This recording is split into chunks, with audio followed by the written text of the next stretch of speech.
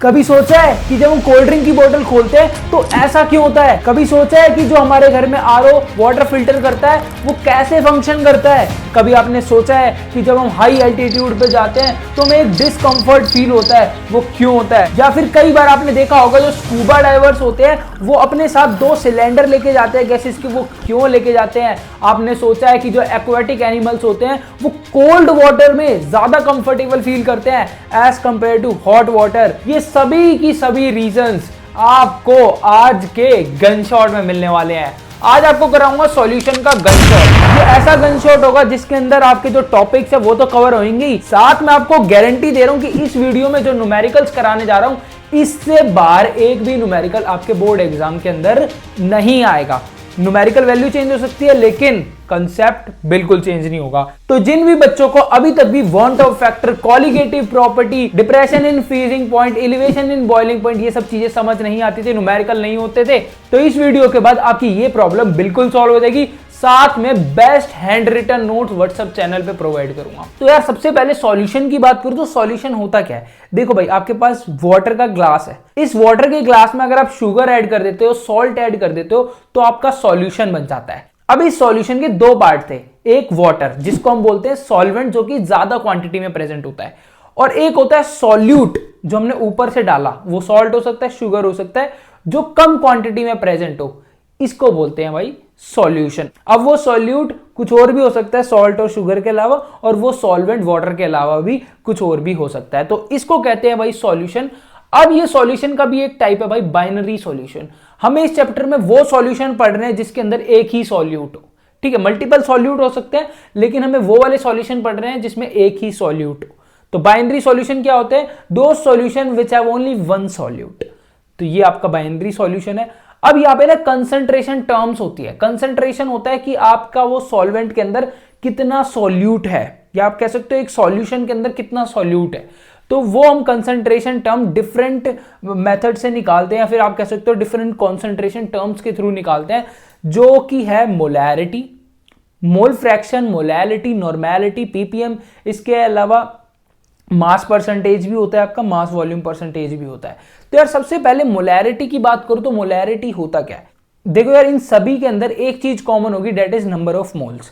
Number of moles क्या होते हैं यार? आपके पास कोई एक्स कंपाउंड है तो नंबर ऑफ मोल्स होंगे उस एक्स का गिवन मास कितना है। लाइक आप एक्स आपका आयरन है तो 56 हो जाएगा, हाइड्रोजन है तो आपका 1 हो जाएगा, कार्बन है तो आपका 12 हो जाएगा। इस तरह से आप गिवन मास अपॉन में मोलर मास से नंबर ऑफ मोल्स निकाल लेते हैं। तो मोलैरिटी क्या होता है? Number of moles of solute in 1 litre of a solution. 1 litre के सॉल्यूशन में कितने नंबर ऑफ सॉल्यूट्स हैं उसको कहते हैं मोलैरिटी।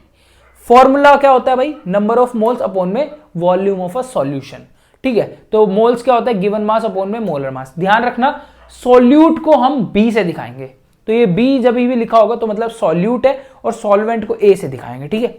तो गिवन मास अपॉन में मोलर मास, तो ये सॉल्यूट के नंबर ऑफ मोल्स हो गए, इनटू में वॉल्यूम ऑफ अ सॉल्यूशन था, तो वॉल्यूम है, वॉल्यूम अगर एमएल में लेते हो ना तो मिलीलीटर हो जाता है, और मिली होता है 10 की पावर -3, ये 10 की पावर -3 ऊपर जाके 1000 में कन्वर्ट हो गया। तो ये हो गया भाई मोलैरिटी। कई बार डेफिनेशन भी पूछी जाती है और आपको न्यूमेरिकल्स में तो यूज होता ही है।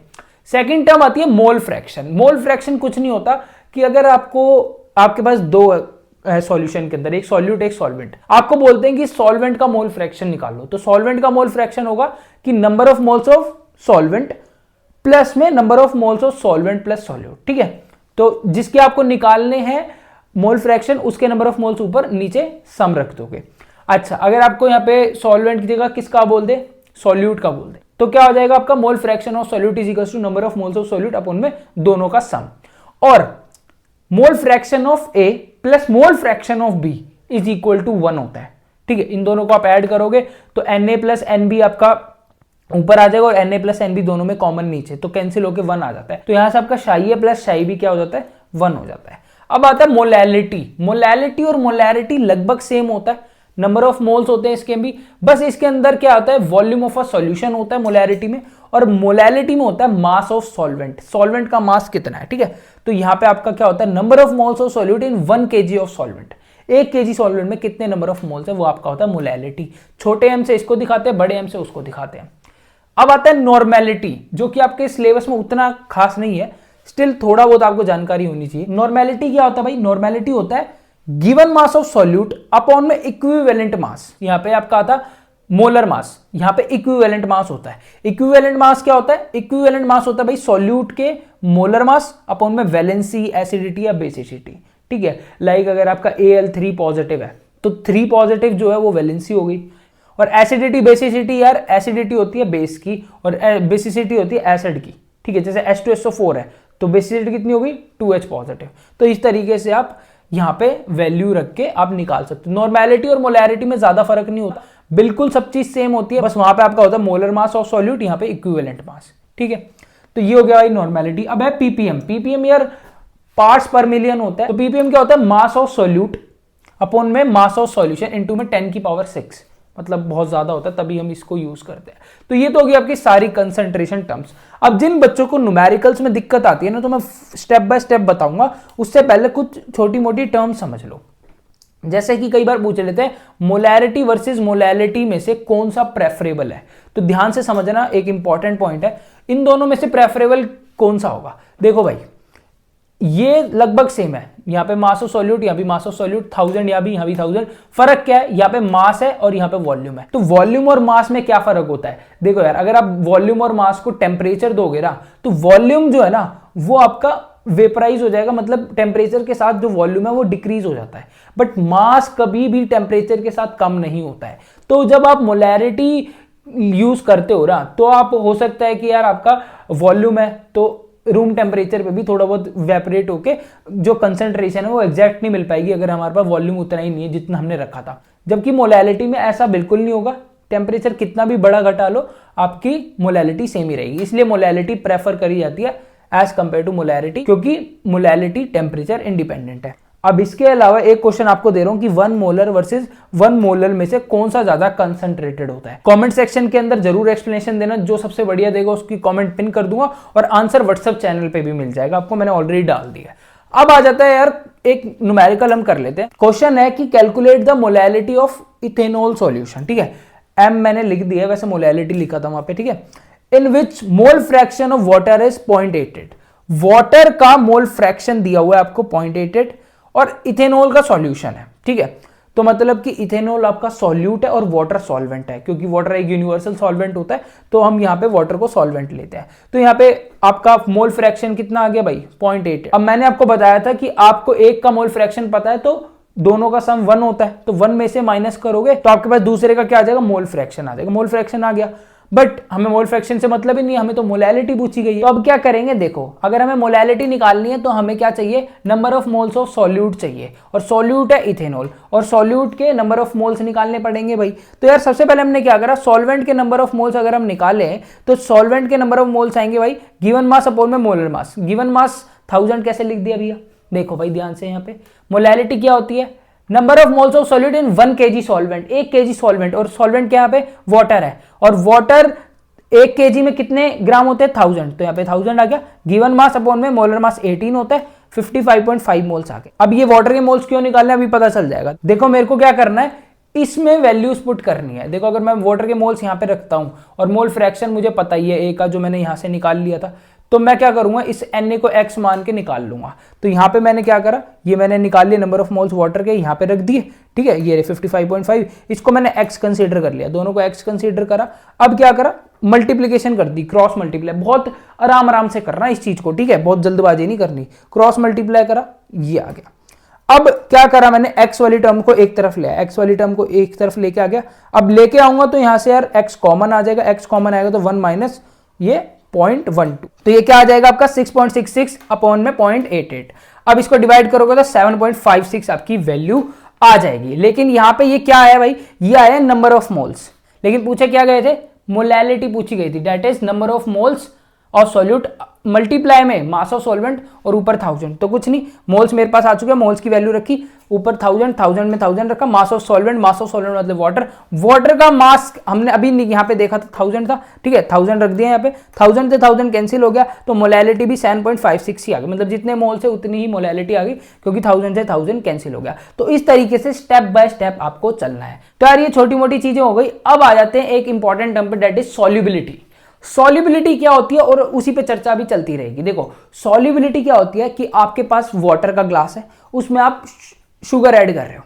अब वो शुगर मैक्सिमम कितनी एक वाटर के अंदर डिसॉल्व हो सकती है, मैक्स एक सैचुरेटेड पॉइंट भी तो आएगा ना जिसमें वो और हम चीनी ऐड ही नहीं कर पाएंगे। तो सॉल्युबिलिटी होती है कि maximum amount of solute that can be dissolve in a particular solvent is called solubility. अब जो आपकी सॉल्युबिलिटी होती है ना उसको मोल फ्रैक्शन से डिनोट करते हैं, मतलब कि मोल फ्रैक्शन की टर्म में एक्सप्रेस करते हैं सॉल्युबिलिटी को। तो आपका जो सॉल्युबिलिटी है ना वो टेम्परेचर पे कैसे डिपेंड करेगी। तो देखो यार, अगर आप एक लिक्विड के अंदर सॉलिड डाल रहे हो, ठीक है, तो सॉलिड अगर लिक्विड के अंदर डाल रहे हो तो एक्सोथर्मिक प्रोसेस भी हो सकता है, एंडोथर्मिक भी हो सकता है। अब एक्सोथर्मिक जो है ना वो लो टेम्परेचर प्रेफर करता है, ठीक है, तो लो टेम्परेचर प्रेफर करता है तो सॉल्युबिलिटी यहां पे डिक्रीज होगी टेम्परेचर बढ़ाओगे तो, क्योंकि एक्सोथर्मिक तो लो टेम्परेचर प्रेफर करता है, तो टेम्परेचर बढ़ाओगे तो यहां पे सॉल्युबिलिटी डिक्रीज होगी। तो अगर आपको सॉलिड इन लिक्विड प्रोसेस दिया हुआ है और एक्सोथर्मिक दिया हुआ है तो आपकी सॉल्युबिलिटी डिक्रीज होगी टेम्परेचर के साथ। वहीं एंडोथर्मिक है जो कि हाई टेम्परेचर प्रेफर करता है, तो टेम्परेचर इंक्रीज करोगे तो सॉल्युबिलिटी भी बढ़ेगी। ये तो हो गया सॉलिड इन लिक्विड का केस। अब आते हैं गैस इन लिक्विड। और यार ये बात अपने जहन में बिठा लेना कि गैस का लिक्विड में डिसोल्यूशन जो होता है ना वो हमेशा एक्सोथर्मिक होता है, और एक्सोथर्मिक मैंने आपको बता दिया कि टेम्परेचर के साथ डिक्रीज करता है। तो जब भी गैस इन लिक्विड होगा तो हमेशा टेम्परेचर के साथ जो है डिक्रीज करेगा भाई।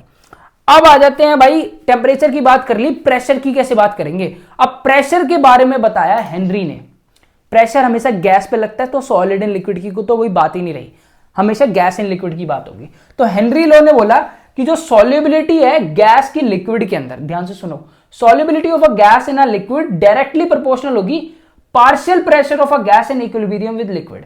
कह रहा है कि जो सॉल्युबिलिटी है ना गैस की लिक्विड के अंदर वो डायरेक्टली प्रोपोर्शनल होगी पार्शियल प्रेशर के, कब, जब गैस लिक्विड के साथ इक्विलिब्रियम में होगी, ये बात बोली। तो इसने बोला pressure is directly proportional to solubility, और डायरेक्टली प्रोपोर्शनल का साइन हटा तो KH आ गया, दैट इज हेनरीज कांस्टेंट। तो यहां पे पार्शियल प्रेशर वर्सेस सॉल्युबिलिटी का स्ट्रेट लाइन ग्राफ आ गया।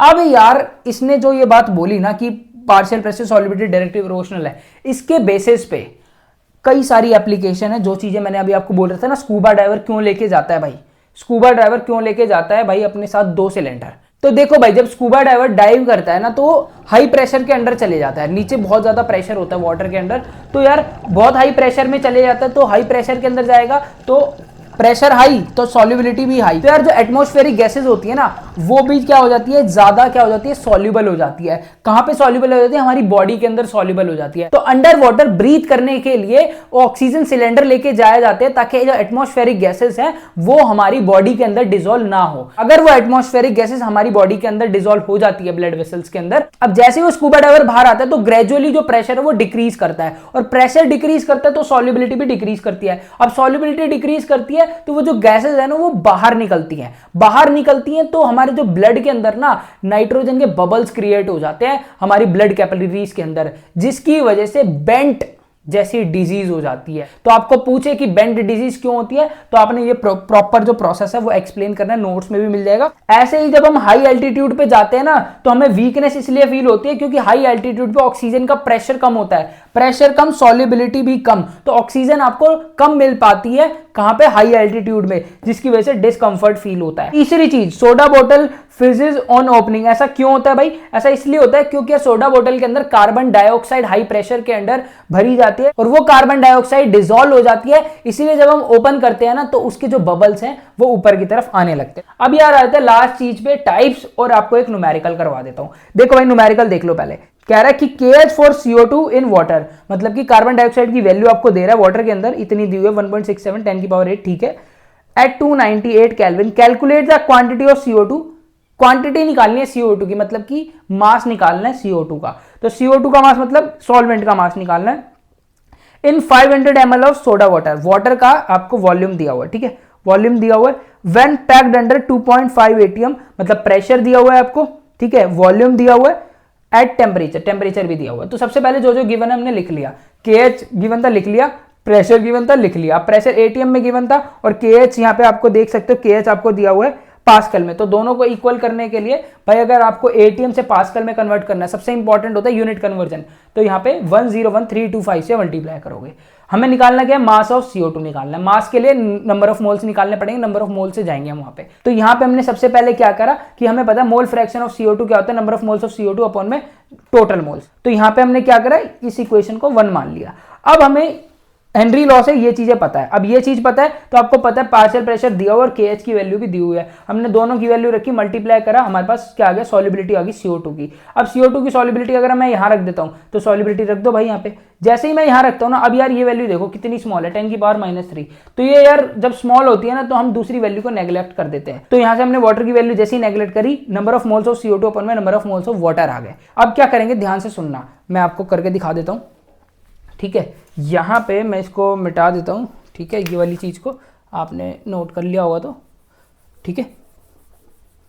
देखो अब आप क्या करोगे, वहाँ पे आपको number of moles of water चाहिए, number of moles of water. अब number of moles of water निकालने हैं, लेकिन आपको यहाँ पे मास नहीं दिया हुआ, मास नहीं दिया हुआ लेकिन वॉल्यूम दी हुई है। और यहाँ पे ध्यान से देखो भाई, डेंसिटी ऑफ वाटर 1 होती है, और डेंसिटी ऑफ वाटर 1 होती है तो मतलब mass is equal to volume, क्योंकि density is equal to mass by volume, density 1 तो mass is equal to volume. तो मतलब कि जो आपको वॉल्यूम 500 दिया हुआ है, यहाँ पे 500 जो वॉल्यूम आपको दिया हुआ है, ये आपका किसके इक्वल हो जाएगा भाई, मास के इक्वल हो जाएगा। तो मास लिख सकता हूँ यहाँ पे 500 अपॉन में नंबर ऑफ मोल्स अपॉन में गिवन मास अपॉन में मोलर मास 18, ठीक है। यहां से आपकी number of moles of water की वैल्यू आ जाएगी 500 अपॉन में 18, यहां पे रख के मल्टीप्लाई करो, number of moles of CO2 आ जाएंगे। तो number of moles of CO2 जैसे ही आएंगे आपके, मान लो अगर आपके number of moles of CO2 x आ गए हैं, ठीक है,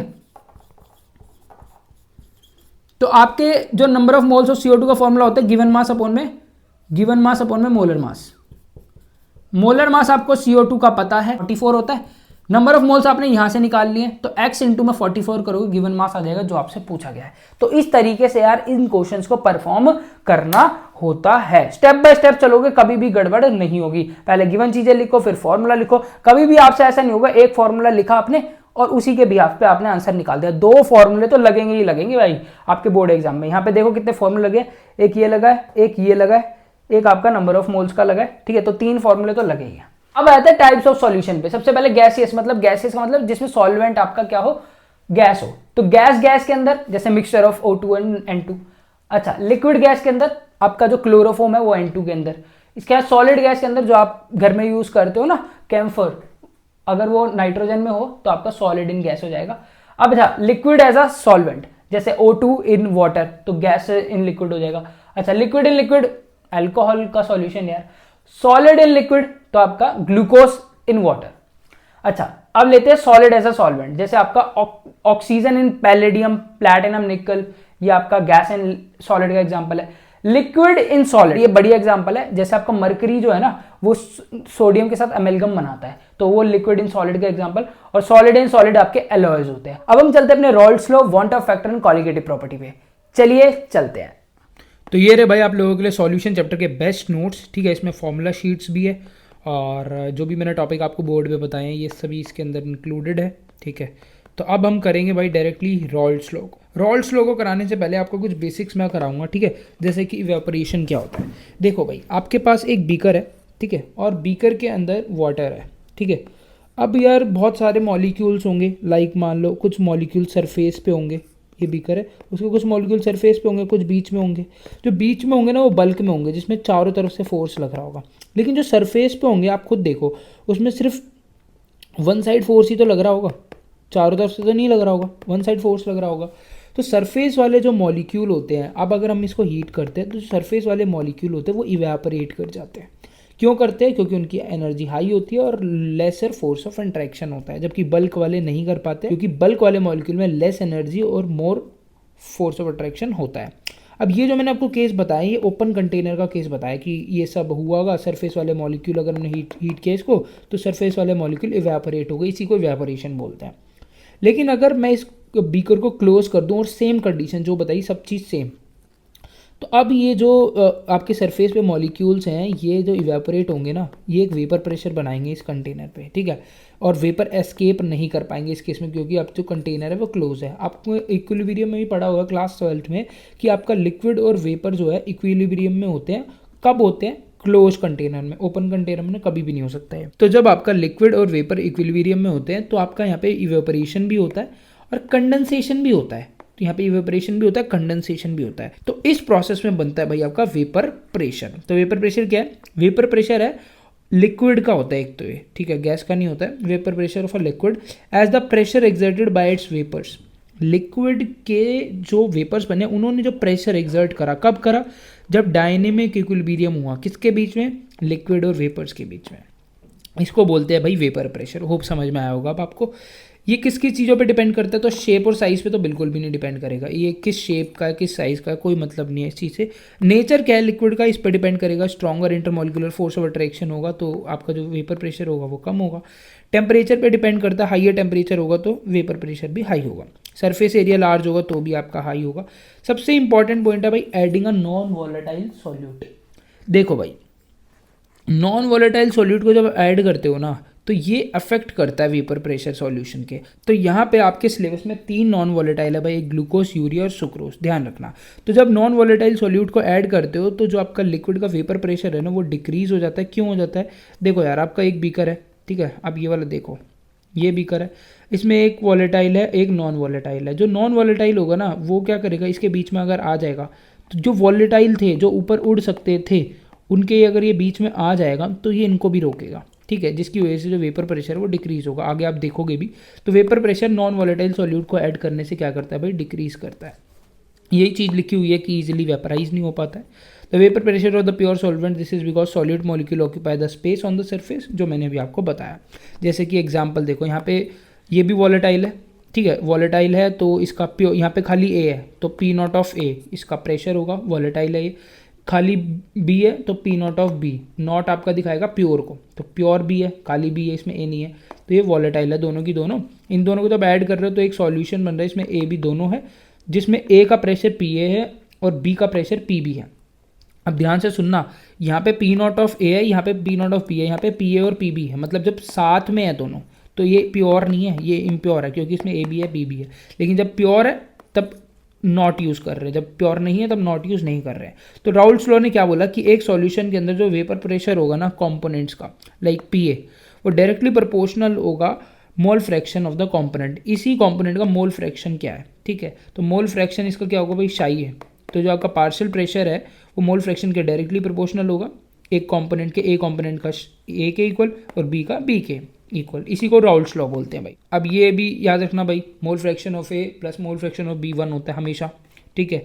अब ये प्रोपोर्शनलिटी का साइन हटाएंगे तो यहाँ पे आपका कांस्टेंट आता है। अब ये कांस्टेंट क्या होगा भाई? प्योर वेपर प्रेशर, ठीक है। पी ए निकाल रहे हो तो पी ए का pure vapour pressure, P B निकाल रहे हो तो पी बी का वेपर प्रेशर। अब डाल्टन लॉ के अकॉर्डिंग क्या होता है? Total pressure partial pressure individual का अगर आप ऐड कर दोगे तो आपका टोटल प्रेशर हो जाता है। तो ऐड करो, यहाँ पे P A plus P B, P A और पी बी की वैल्यूज रख दी। अब शाई ए बी है तो शाई ए प्लस शाई बी आपका 1 होता है, तो एक को रिप्लेस कर दो, शाई बी को रिप्लेस करो 1 माइनस शाई ए से, तो यहाँ पे रिप्लेस करा हमने। अब क्या होगा? हम यहाँ से शाई ए कॉमन ले लेंगे, इन दोनों को एक तरफ ले लो, chi A common, P naught of A minus P naught of B, और यहाँ पे पी नॉट ऑफ बी अकेला। तो ये आ गया आपका भाई फाइनल फॉर्मूला। अब यार एक ग्राफ है, इसको ध्यान से समझना, ठीक है। यहाँ पे आपका वेपर प्रेशर है, यहाँ मोल फ्रैक्शन है।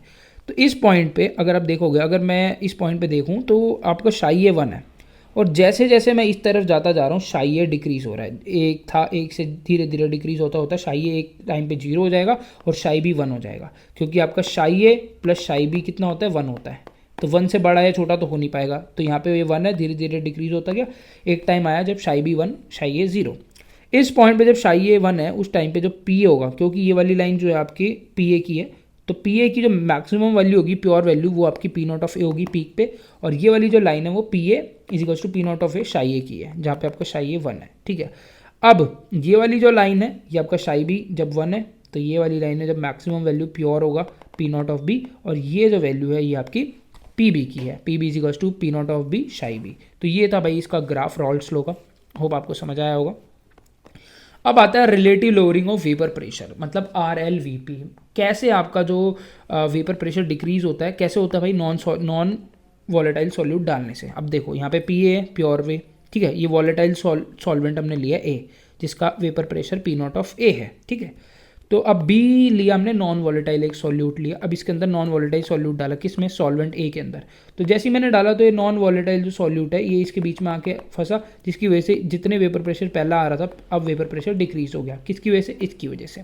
तो यहाँ पे क्या हुआ, जब आपने नॉन वॉलेटाइल सॉल्यूट डाला तो जो आपका पी नॉट ऑफ ए था, पी नॉट ऑफ ए था प्योर, जब ए था ना उसका प्रेशर ये डिक्रीज हो गया जब आपने नॉन वॉलेटाइल सॉल्यूट डाला। तो ये बात क्लियर है ना, यहाँ से वेपर प्रेशर लोअर हो गया। तो यार ये चीज़ है यहाँ पे। अब राउल्ट्स लॉ के अकॉर्डिंग ये चीज़ें थी, शाई ए की जगह 1 माइनस शाई बी रखा, ठीक है। तो पी ए वाली हम टर्म्स एक तरफ लेके आ जाएंगे यहाँ से, यहाँ पे देखो इसको इस तरफ ले जाओ तो P naught of A minus में पी ए। अब शाई बी निकालें तो पी नॉट ऑफ ए नीचे आ जाएगा, तो यहाँ पे आ गया आपका P naught of A P A upon में पी नॉट ऑफ ए। इसको इस तरह देखो 100 माइनस 20 अपॉन में 100। तो मतलब अगर इसको बोलते हैं कि 100 में से 20 घटाया और फिर नीचे 100 ही रखा, मतलब 100 का ही चेंज निकाल लिया, एक तरह से रिलेटिव, कि पहले ये 100 था 20 माइनस करने पे ये 80 हो गया, तो इसका हमने रिलेटिव निकाल लिया। तो इसी को बोलते हैं भाई relative lowering of vapour pressure. पहले पी नॉट ऑफ ए था, पी नॉट ऑफ ए में से पी ए हो गया जब हमने क्या डाला, नॉन वॉलेटाइल सॉल्यूट डाला, और इनिशियली कितना था, पी नॉट ऑफ ए था। तो ये होता है भाई relative lowering of vapour pressure. इसको खाली बोलते हैं लोअरिंग इन वेपर प्रेशर, और इसको बोलते हैं रिलेटिव, क्योंकि पी नॉट ऑफ ए इसके नीचे आ गया, इसको बोलते हैं relative lowering of vapour pressure.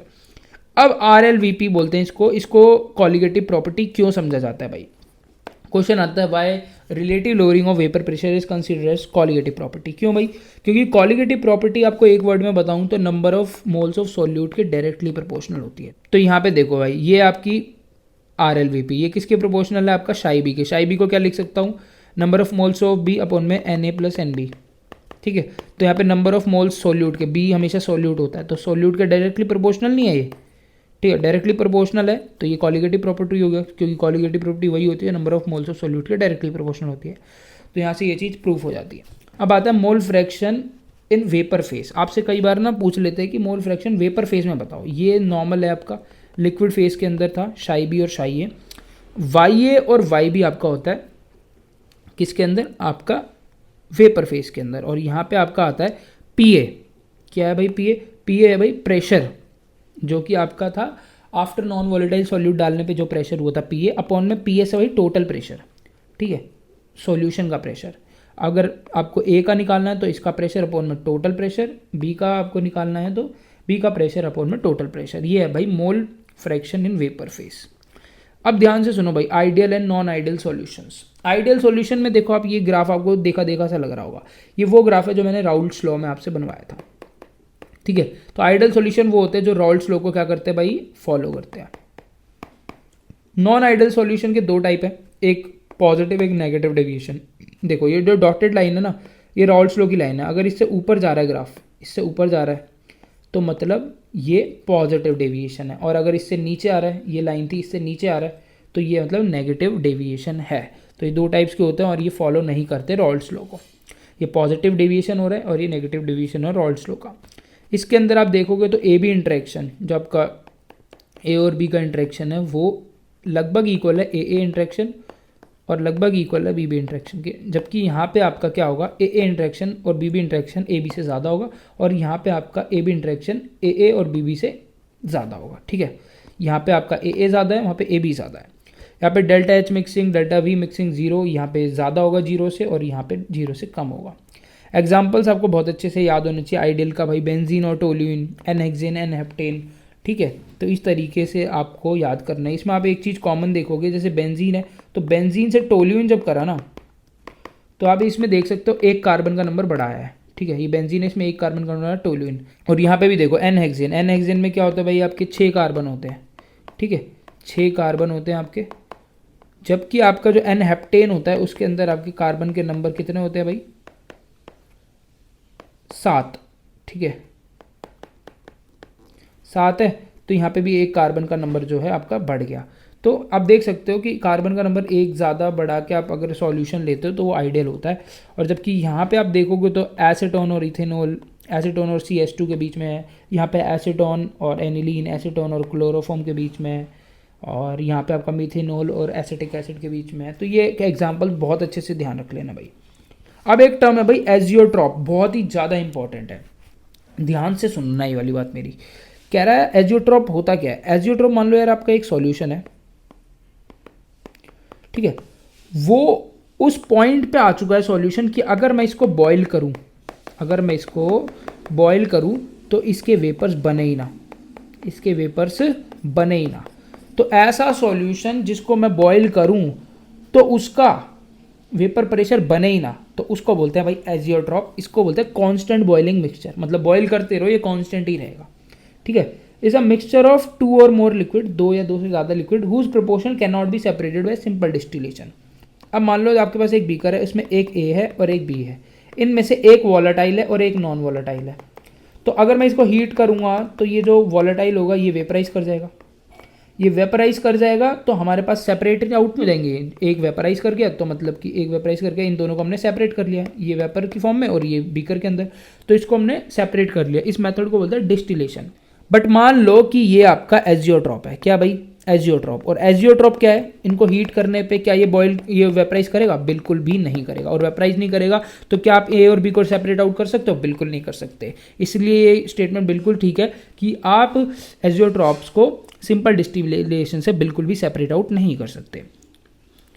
ये कब बनता है एजियोट्रॉप, जब बनता है जब लिक्विड और वेपर्स की कॉम्पोजिशन सेम हो, ठीक है। ग्रीक वर्ड है बॉइलिंग विदाउट चेंज, कि बॉयल करते रहो, चेंज नहीं होने वाला भाई इसके अंदर, ठीक है, यही सेम बात। तो यहाँ पे एजियोट्रॉप लिखा हुआ है can form only when the mixture deviate from Raoult's law. Obviously यार राउल्ट्स लॉ क्या बोलता है, राउल्ट्स लॉ तो बोलता है कि जब आप बॉयल करोगे तो आपका वेपर प्रेशर बनेगा। राउल्ट्स लॉ ने यही तो बोला था कि जब आप बॉयल करोगे तो आपका वेपर प्रेशर बनेगा, और ये वेपर प्रेशर आपका पी नॉट ऑफ ए होगा, प्योर वेपर प्रेशर। लेकिन यहाँ पे तो क्या हो रहा है, ये बॉयल कर ही नहीं रहा, वेपर प्रेशर बन ही नहीं रहे, वेपर प्रेशर नहीं बन रहे, तो ये राउल्ट्स लॉ को डेविएट कर रहा है। और ये एजियोट्रॉप वो होते हैं पॉजिटिव डेविएशन और नेगेटिव एजियोट्रोपी के ही टाइप है। तो ये क्या कह रहा है, ध्यान से सुनो। जैसे कि आपके पास एक बीकर है, इसमें ए और बी है, इस ए और बी से का जो बॉइलिंग पॉइंट है, इन ए और बी का जो बॉइलिंग पॉइंट है, इससे कम बॉइलिंग पॉइंट होगा एजियोट्रॉप का, इन दोनों से कम एजियोट्रॉप का बॉइलिंग पॉइंट होगा, तो उसको बोलेंगे मिनिमम बॉइलिंग एजियोट्रॉप, ठीक है। The boiling point of an azeotrope less than the boiling point temperature of any of its constant is minimum boiling azeotrope. Maximum में उल्टा हो जाएगा इसका, कि ज़्यादा होगा उन दोनों से, ठीक है। The boiling point of azeotrope is more than the boiling point temperature of any of its constant. यहाँ पे इस कांस्टेंट वर्ड ऐड कर लेना भाई, ठीक है। यहाँ एग्जांपल्स देख लो भाई, जैसे कि आपका बेंजीन और साइक्लोहेक्सेन है, ठीक है, और separation of isobutanol and water है, ये मिनिमम से हम सेपरेट आउट कर सकते हैं। मेन एप्लीकेशन है इथेनॉल और वाटर को सेपरेट करने के लिए यूज़ होता है भाई मिनिमम वाला। मैक्सिमम में एसिड के साथ वाटर है, नाइट्रिक एसिड के साथ वाटर, परक्लोरिक एसिड के साथ वाटर, हाइड्रोक्लोफ्लोरिक एसिड के साथ वाटर, ठीक है। तो ये मैक्सिमम और मिनिमम बॉइलिंग एजियोट्रॉप है। तो ये हो गया भाई एजियोट्रॉप। अब है भाई यहाँ पे न्यूमेरिकल्स राउल्ट्स लॉ के, बहुत ही सिंपल एकदम डायरेक्ट फार्मूला बेस्ड है। देखो क्या बोल रहा है, vapour pressure of pure liquid A क्या मतलब होता है, पी नॉट ऑफ ए दिया हुआ है, and B P naught of B दिया हुआ है, दोनों की वैल्यू दी हुई है, लिख लो यहाँ पे सबसे पहले जो दिया हुआ है वो लिख लो।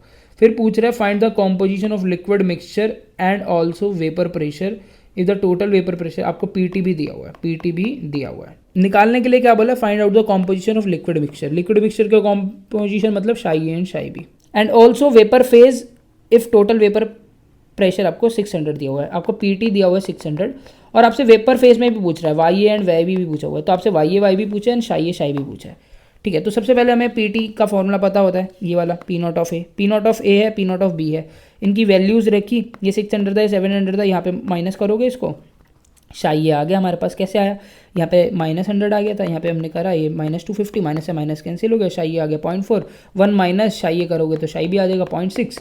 अब हमारे पास शाई आ गया, शाई भी आ गया, तो वाई ए क्या होता है, वाई ए होता है पी ए अपॉन में पी टी, ठीक है। पी ए अपॉन में पी टी हमारे पास है, पी टी में 600 दिया हुआ, लेकिन पी ए नहीं है। और पी ए क्या होता है, पी होता है P naught of A into में शाई ए हमारे पास है, पी नॉट ऑफ है, दोनों को मल्टीप्लाई करो निकाल लो, पी ए निकाल लिया, पी भी निकाल लिया, कुछ नहीं है।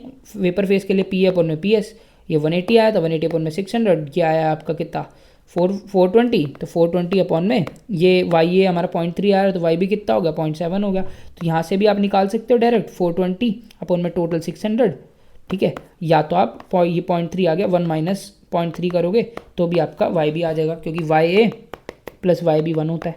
ठीक है, तो ये बहुत ही सिंपल, अगर आपको फॉर्मूले आते हैं तो बहुत ही जल्दी से आपसे हो जाएंगे, ये प्रैक्टिस कर लेना भाई अच्छे से। ठीक है, और एक और क्वेश्चन हम आपको करा देते हैं। ठीक है, बहुत ही सिंपल है यार, सारे ही सेम टाइप के ही क्वेश्चन हैं ऐसे तो। ठीक है, ये वाला क्वेश्चन देख लो।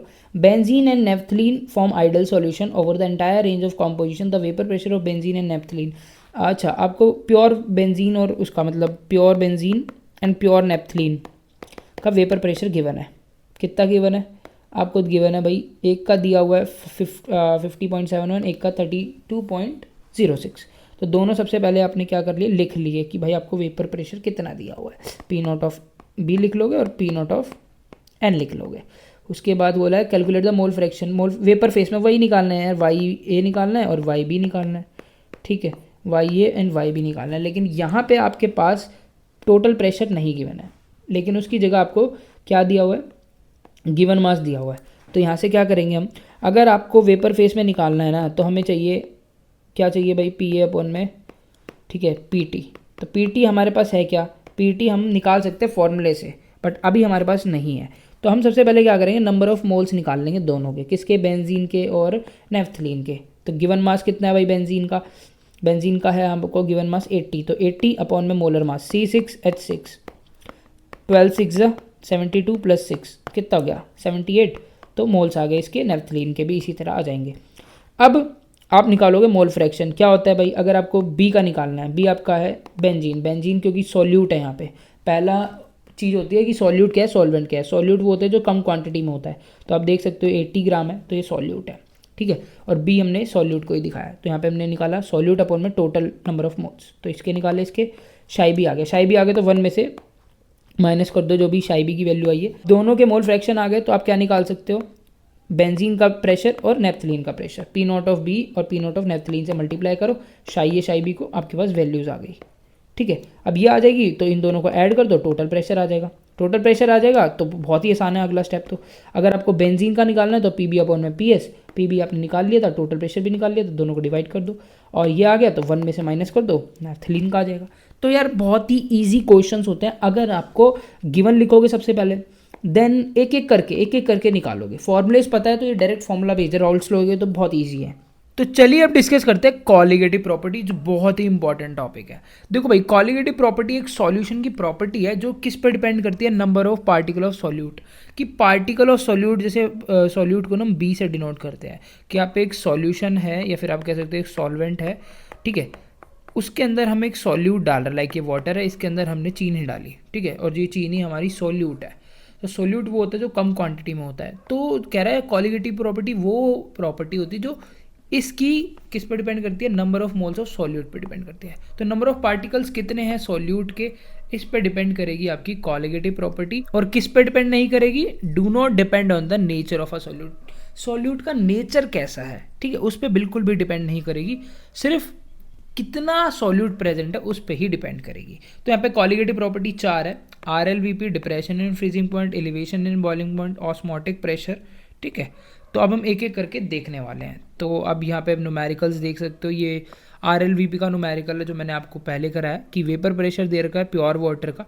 ठीक है, प्योर वाटर का मतलब समझते हो ना, कि चीज़ का दिया हुआ है आपको, पी नॉट ऑफ ए दिया हुआ है। ए आप सॉल्वेंट होता है और वाटर एक सॉल्वेंट ही, और प्योर है तो पी नॉट ऑफ ए।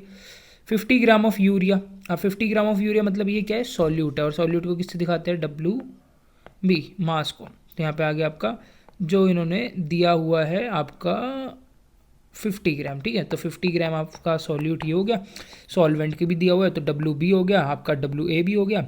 अब इन दोनों का मास आपको पता है, वाटर का कितना होता है भाई मास, 18 ग्राम, और NH2 आपको यहाँ पे फॉर्मूला दिया हुआ है, इसका कैलकुलेट कर लोगे 60 आ जाएगा। तो ये सारी इन्फॉर्मेशन आपके पास आ गई। तो यहाँ पे आपको क्या कह रहा है, calculate the vapour pressure of a solution, यानी कि आपको सॉल्यूशन का वेपर प्रेशर निकालना है। तो RLVP क्या कहती थी भाई, P naught of A upon में PA अपॉन में आपका क्या आ जाएगा, P naught of A is equals to XB। इस वाले फॉर्मूले से आप निकाल सकते हो। अच्छा, अब ना इसके अंदर क्या होता था आपका, XB क्या होता था, इसके नंबर ऑफ मोल्स अपॉन में Na प्लस NB। ठीक है, ठीक है, वैसे तो कोई दिक्कत नहीं है, अगर आपका क्या होता है भाई, बहुत ज़्यादा आपका सॉल्वेंट होता है, मतलब कि इस तरीके से हम बोल देते थे कि आपका NB number of moles of B बहुत ज़्यादा है Na से, तो आप इसको डायरेक्टली इस तरीके से लिख पाते थे, number of moles of B upon में Na, ठीक है। बट एक और तरीका है मॉडिफाई करने का, जिसमें आप क्या कर सकते हो, P naught of A upon में पी एस अपॉन में पी एस सी, ठीक है। P S C, P naught of A आता है वैसे RLBP में, बट अगर आप पी एस सी करते हो तो NB अपॉन में Na करोगे ना, तो ये 100% करेक्ट है। डाइल्यूट और कंसनट्रेटेड दोनों सॉल्यूशन के लिए ये फॉर्मूला बिल्कुल करेक्ट है, ठीक है। तो आप इस फॉर्मूले का यूज़ भी करके निकाल सकते हो, और पी नॉट अपॉन में जो पी एस है अपॉन में P naught of A NB upon में Na करके भी निकाल सकते। यहाँ से आपको NB अपॉन में Na की वैल्यू पता है, क्योंकि गिवन मास मोलर मास है, तो नंबर ऑफ मोल्स की वैल्यू पुट कर दोगे। यहाँ पे आपको पी नॉट ऑफ ए की वैल्यू पता है, पी नॉट ऑफ ए की वैल्यू पता है, पी एस निकालना है, पी एस को x मान लो और कैलकुलेशन कर लो। तो यहाँ पे हमने इससे पी एस की वैल्यू निकाल दी, और इन्होंने relative lowering of vapour pressure भी पूछा था, और रिलेटिव लोअरिंग की वैल्यू क्या होती है, P naught of A minus में पी एस अपॉन में पी नॉट ऑफ ए, ठीक है। तो वो भी हमने यहाँ से निकाल दी। तो ये फॉर्मूला भी आप याद कर सकते हो, ये दोनों के लिए वैलिड होता है, dilute as well as concentrated. तो अब आ जाते हैं भाई अपनी कॉलिगेटिव प्रॉपर्टीज़ के ऊपर, ठीक है। ये चारों प्रॉपर्टी मैंने एक ही पेज में लिखी हुई है। तो देखो भाई, सबसे पहले relative lowering of vapour pressure होता क्या है, ये पूरा मैं आपको ऑलरेडी एक्सप्लेन कर चुका हूँ, ये वाली प्रॉपर्टी तो, ठीक है। तो ये वाला इसका फॉर्मूला अच्छे से याद रखना भाई, ठीक है। पी नॉट ऑफ ए जो कि सॉल्वेंट का प्योर प्रेशर है, और ये पी है जो कि इम्प्योर, मतलब कि जब आपका सॉल्यूट भी है इसके अंदर, ठीक है। ये होता है लोअरिंग, और इसी का अगर हम रिलेटिव ले लेंगे तो ये होता है relative lowering of vapour pressure, जो कि आपका psi2 के इक्वल होता है। तो ये वाले फॉर्मूले अच्छे से याद रखने, ये ग्राफ है, और ये होता क्या है, एक कॉलिगेटिव प्रॉपर्टी है जो क्या कहती है, which state the vapour pressure of solvent decrease हो जाता है जब हमें नॉन वॉलेटाइल सॉल्यूट डालते हैं। सही है, बिल्कुल। अब देखो भाई, एक प्रॉपर्टी आपकी ऑस्मोटिक प्रेशर, बहुत ही इंपॉर्टेंट है। ऑस्मोटिक प्रेशर होती क्या है, देखो भाई, ऑस्मोटिक प्रेशर इस तरीके से समझना। देखो आपके पास यहाँ पे एक सॉल्यूशन है, ठीक है, यहाँ पे प्योर सॉल्वेंट है, यहाँ पे आपका प्योर सॉल्वेंट है, यहाँ पे आपका सॉल्यूशन है, बीच में लगा हुआ है semi permeable membrane. Semi permeable membrane का काम क्या होता है, सेमी परमिएबल मेम्ब्रेन यार बहुत ही स्मॉल पोर्स होते हैं इसके अंदर, तो इसमें से सिर्फ water molecules he pass on हो पाते हैं, जो डस्ट पार्टिकल्स या अदर पार्टिकल्स होते हैं वो पास ऑन नहीं होते। यहाँ पे आपका है प्योर सॉल्वेंट, यहाँ पे आपका है सॉल्यूशन। अब यार जो नेचुरल प्रोसेस है ना, वो लो कंसंट्रेशन से हाई कंसंट्रेशन की तरफ चीज़ें मूव करती है, लो कंसंट्रेशन से हाई कंसंट्रेशन की तरफ चीज़ें मूव करती है, और हाई से लो मूव करती है डिफ्यूजन जब प्रोसेस होता है। जब प्रोसेस डिफ्यूजन होता है तो हाई कंसंट्रेशन से लो की तरफ मूव करती है, बट यहाँ पे उल्टा होता है, लो कंसंट्रेशन से हाई कंसंट्रेशन की तरफ मूव करती है, फिर आप कह सकते हो सॉल्वेंट टू सॉल्यूशन चीज़ें मूव करती है। और इस प्रोसेस को बोलते हैं भाई ऑस्मोसिस, जिसमें आपके जो पार्टिकल्स है सॉल्वेंट से सॉल्यूशन की तरफ जाते हैं through semi permeable membrane. Semi permeable membrane वो होती है जो सिर्फ सॉल्वेंट को पास होने देती है, सॉल्यूट पार्टिकल्स को पास होने नहीं देती, कि ऐसा नहीं हो सकता कि यहाँ से सॉल्यूट पार्टिकल पास हो जाए, बहुत स्मॉल पोर्स होते हैं इसमें। सेलुलोज एसीटेट, नाइट्रोसेलुलर मेम्ब्रेन, ये सब एज अ SPM यूज़ कर सकते हो आप। तो ऑस्मोसिस क्या होता है, process in which there is a net flow of solvent to the solution by semi permeable membrane, आपका ऑस्मोसिस होता है, सिंपल। लेकिन ऑस्मोटिक प्रेशर क्या होता है, तो ध्यान से सुनो भाई। अब अगर मैं क्या करूँ, एक सॉल्यूशन साइड पे एक प्रेशर लगाना स्टार्ट कर दूँ, एक प्रेशर लगाना स्टार्ट कर दूँ, जिसको पाई बोल रहा हूँ मैं, ऑस्मोटिक प्रेशर, ठीक है। तो तब क्या होगा, वो मिनिमम प्रेशर जिस पे ये फ्लो है ना, जो इस साइड फ्लो हो रहा था, वो रुक जाए। यहाँ से ये पिस्टन लगा दी और इससे मैं प्रेशर लगा रहा हूँ, तो वो मिनिमम प्रेशर, वो एक्स्ट्रा मिनिमम प्रेशर जिस पे ये जो ऑस्मोसिस प्रोसेस हो रहा है वो रुक जाए, उसको बोलते हैं osmotic pressure. The extra pressure that is applied to stop the flow of solvent to the solution by semi permeable membrane is called osmotic pressure. अब ये ऑस्मोटिक प्रेशर को जो है पाई से हम रिप्रेजेंट करते हैं, और पाई जो है ना डायरेक्टली प्रोपोर्शनल होता है मोलैरिटी के। तो यहाँ से इसका फॉर्मूला आ गया भाई, pi is equals to CRT। C आपका मोलैरिटी है, R आपका गैस कांस्टेंट, T टेम्परेचर है। मोलैरिटी का फॉर्मूला क्या होता है, नंबर ऑफ मोल्स अपॉन में volume of a solution in ml। तो यहाँ से आपका फॉर्मूला हो जाएगा गिवन मास अपॉन में मोलर मास इनटू में वॉल्यूम इन ml इनटू में 1000। तो यही चीज़ हमने C की जगह पुट कर दी, तो फाइनल फॉर्मूला आपका ये वाला आगे, जो न्यूमेरिकल्स में भी बहुत बार यूज़ होता है। अब ये जो ऑस्मोटिक प्रेशर है ना यार, ये मैक्रोमोलिक्यूल्स के मास को निकालने के लिए भी यूज़ होता है, क्योंकि इसमें मोलैरिटी आता है, और आगे भी मैं इसका प्रॉपर रीज़न आपको बताऊंगा। यार एक स्पेशल टाइप का सॉल्यूशन होता है, मान लो कि दो सॉल्यूशन आपको दिए हुए हैं, एक फर्स्ट एंड सेकंड, बोला है कि ये दोनों सॉल्यूशंस ना आइसोटोनिक है। तो इसका मतलब क्या होगा? इसका मतलब ये होगा कि इसका जो आपका ऑस्मोटिक प्रेशर होगा और इसका जो ऑस्मोटिक प्रेशर होगा आपस में इक्वल होंगे। तो अगर दो सॉल्यूशन आइसोटोनिक है तो पाई 1 पाई 2 इक्वल, इसके थ्रू आप डिफरेंट वैल्यूज़ को निकाल सकते हो इक्वेट करके। तो यार ये थी ऑस्मोटिक प्रेशर।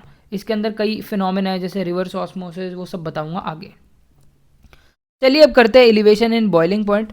इसको समझने से पहले आपको बॉइलिंग पॉइंट पता होना चाहिए। देखो बॉइलिंग पॉइंट क्या होता है, वो टेम्परेचर होता है बॉइलिंग पॉइंट जिस पे आपका जो एटमॉस्फेरिक प्रेशर है, ठीक है, मान लो ये एटमॉस्फेरिक प्रेशर की लाइन है, ठीक है, इस एटमॉस्फेरिक प्रेशर के इक्वल हो जाए आपका वेपर प्रेशर सॉल्यूशन का। मान लो ये सॉल्यूशन का वेपर प्रेशर है, ये जिस पॉइंट पे इक्वल हो जाता है किसके, एटमॉस्फेरिक प्रेशर के, उसको बोलते हैं भाई बॉइलिंग पॉइंट। समझ आया? सही है। The increase in boiling point of a solution due to addition of non volatile solute is called elevation in boiling point. तो ध्यान से इस ग्राफ को समझो। देखो ये एटमॉस्फेरिक प्रेशर है और ये एक सॉल्वेंट है, ये प्योर सॉल्वेंट है। ये प्योर सॉल्वेंट को, ये टेम्परेचर वर्सेस वेपर प्रेशर का ग्राफ है। तो जैसे ही प्योर सॉल्वेंट है, हमने टेम्परेचर दिया तो ठीक है, आपका जो सॉल्वेंट है उसका वेपर्स बने, और जो ये वेपर्स हैं एक पॉइंट आएगा जब ये वेपर्स जो है एटमॉस्फेरिक प्रेशर को टच कर देंगे, ठीक है। तो ये ए बी है। तो अब क्या होगा, ये जो लाइन है ना, ये सॉल्वेंट सॉल्यूशन के अंदर नॉन वोलेटाइल जब डाला तो ये नीचे आ जाती है, सॉल्यूशन से डिक्रीज हो जाता है। इसी को बोलते हैं भाई एलिवेशन इन बॉइलिंग पॉइंट। देखो यहाँ पे ऑब्वियसली बात है कि वेपर प्रेशर तो कम हुआ बट आपका बॉइलिंग पॉइंट बढ़ गया, क्योंकि बॉइलिंग पॉइंट क्या करता है भाई, बॉइलिंग पॉइंट आपका डिपेंड करता है number of moles of solute पे, क्योंकि आपको पता है ये कॉलिगेटिव प्रॉपर्टी है और ये number of moles of solute पे डिपेंड करता है। और सॉल्यूशन में सॉल्यूट आ गए हैं, वहां से नहीं समझ आ रहा तो यहाँ देखो सॉल्वेंट की लाइन ड्रॉ करो यार, ड्रॉ कर ली। अब यहाँ पे टीबी नॉट, टीबी आपका ऑब्वियसली आपका बॉइलिंग पॉइंट है, लेकिन ये प्योर सॉल्वेंट का है। ये टीबी क्या है, टीबी है भाई सॉल्यूशन का बॉइलिंग पॉइंट। अब यार आप यहाँ देखो ध्यान से, ये टीबी कहाँ पे आ रहा है, आगे आ रहा है, और टीबी नॉट क्या है, पीछे है। तो आप देख सकते हो कि बॉइलिंग पॉइंट सॉल्यूशन के लिए ज़्यादा लग रहा है सॉल्वेंट से। तो जब आपने नॉन वोलेटाइल सॉल्यूट डाला तो आपका बॉइलिंग पॉइंट क्या कर गया, एलिवेट कर गया, सॉल्यूशन का एलिवेट कर गया, इसलिए इसको बोलते हैं एलिवेशन इन बॉइलिंग पॉइंट। और ये इन दोनों के बीच में जो डिफरेंस होता है इसको बोलते हैं डेल्टा टीबी, और इसी को ही बोलते हैं भाई बॉइलिंग पॉइंट एलिवेशन।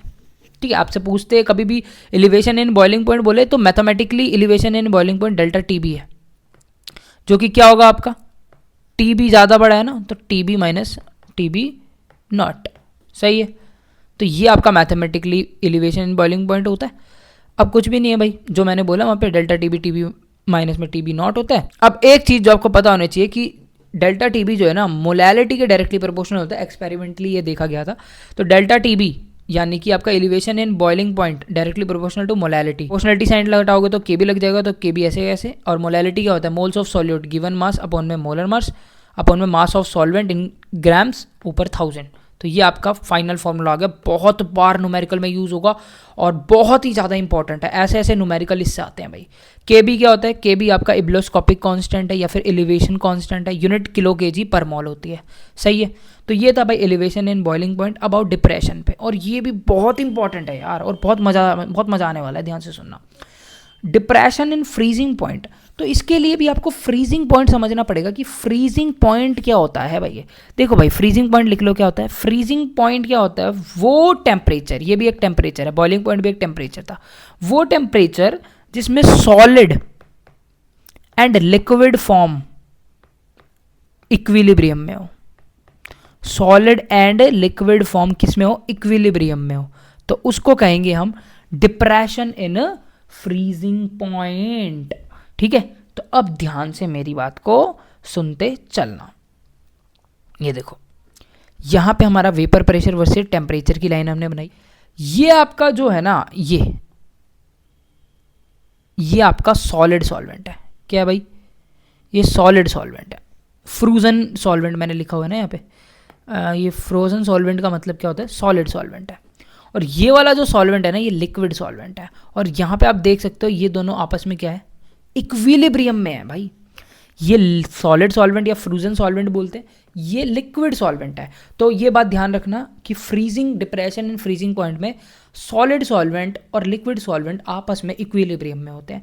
तो ये तो सॉल्वेंट हो गया, एक बार फ्रोजन एक बार नॉर्मल। अब जब इसके अंदर मैं क्या ऐड कर दूंगा, नॉन वॉलेटाइल सॉल्यूट ऐड कर दूंगा। मैंने पहले भी बताया non volatile solute vapour pressure को डिक्रीज करता है। तो अब ये जो लाइन थी ना, ये एटमॉस्फेरिक प्रेशर की लाइन थी और इसको ये टच कर रहा है पहले। तो अब जब हमने नॉन वॉलेटाइल सॉल्यूट डाला तो आपका वेपर प्रेशर डिक्रीज हुआ, ऑब्वियसली नीचे से आएगा, ठीक है। तो नीचे से हमारा आया यहाँ तक। अब कुछ भी नहीं करना हमने वही जो वहाँ पे करा था, सॉल्वेंट की लाइन ड्रॉ करो और यहाँ पे सॉल्यूट की लाइन ड्रॉ करो। बट एक बात ध्यान रखना, यहाँ पे जो आपका सॉल्वेंट है ना, वहाँ पे क्या हो रहा था, आपका जो सॉल्वेंट है यहीं पे ख़त्म हो रहा था। आप ध्यान से देखो एलिवेशन में क्या है, एलिवेशन में सॉल्वेंट ये रहा, सॉल्यूशन ये रहा, ठीक है। लेकिन यहाँ पे ये आपका फ्रोजन सॉल्वेंट है, देन आपका सॉलिड सॉल्वेंट आ जाता है, जिसकी वजह से सॉल्वेंट की लाइन जो है सॉल्यूशन से आगे पहुँच गई। ये देखो फ्रोजन सॉल्वेंट देन सॉल्वेंट, तो यहाँ पे इसकी लाइन इससे आगे पहुँच गई।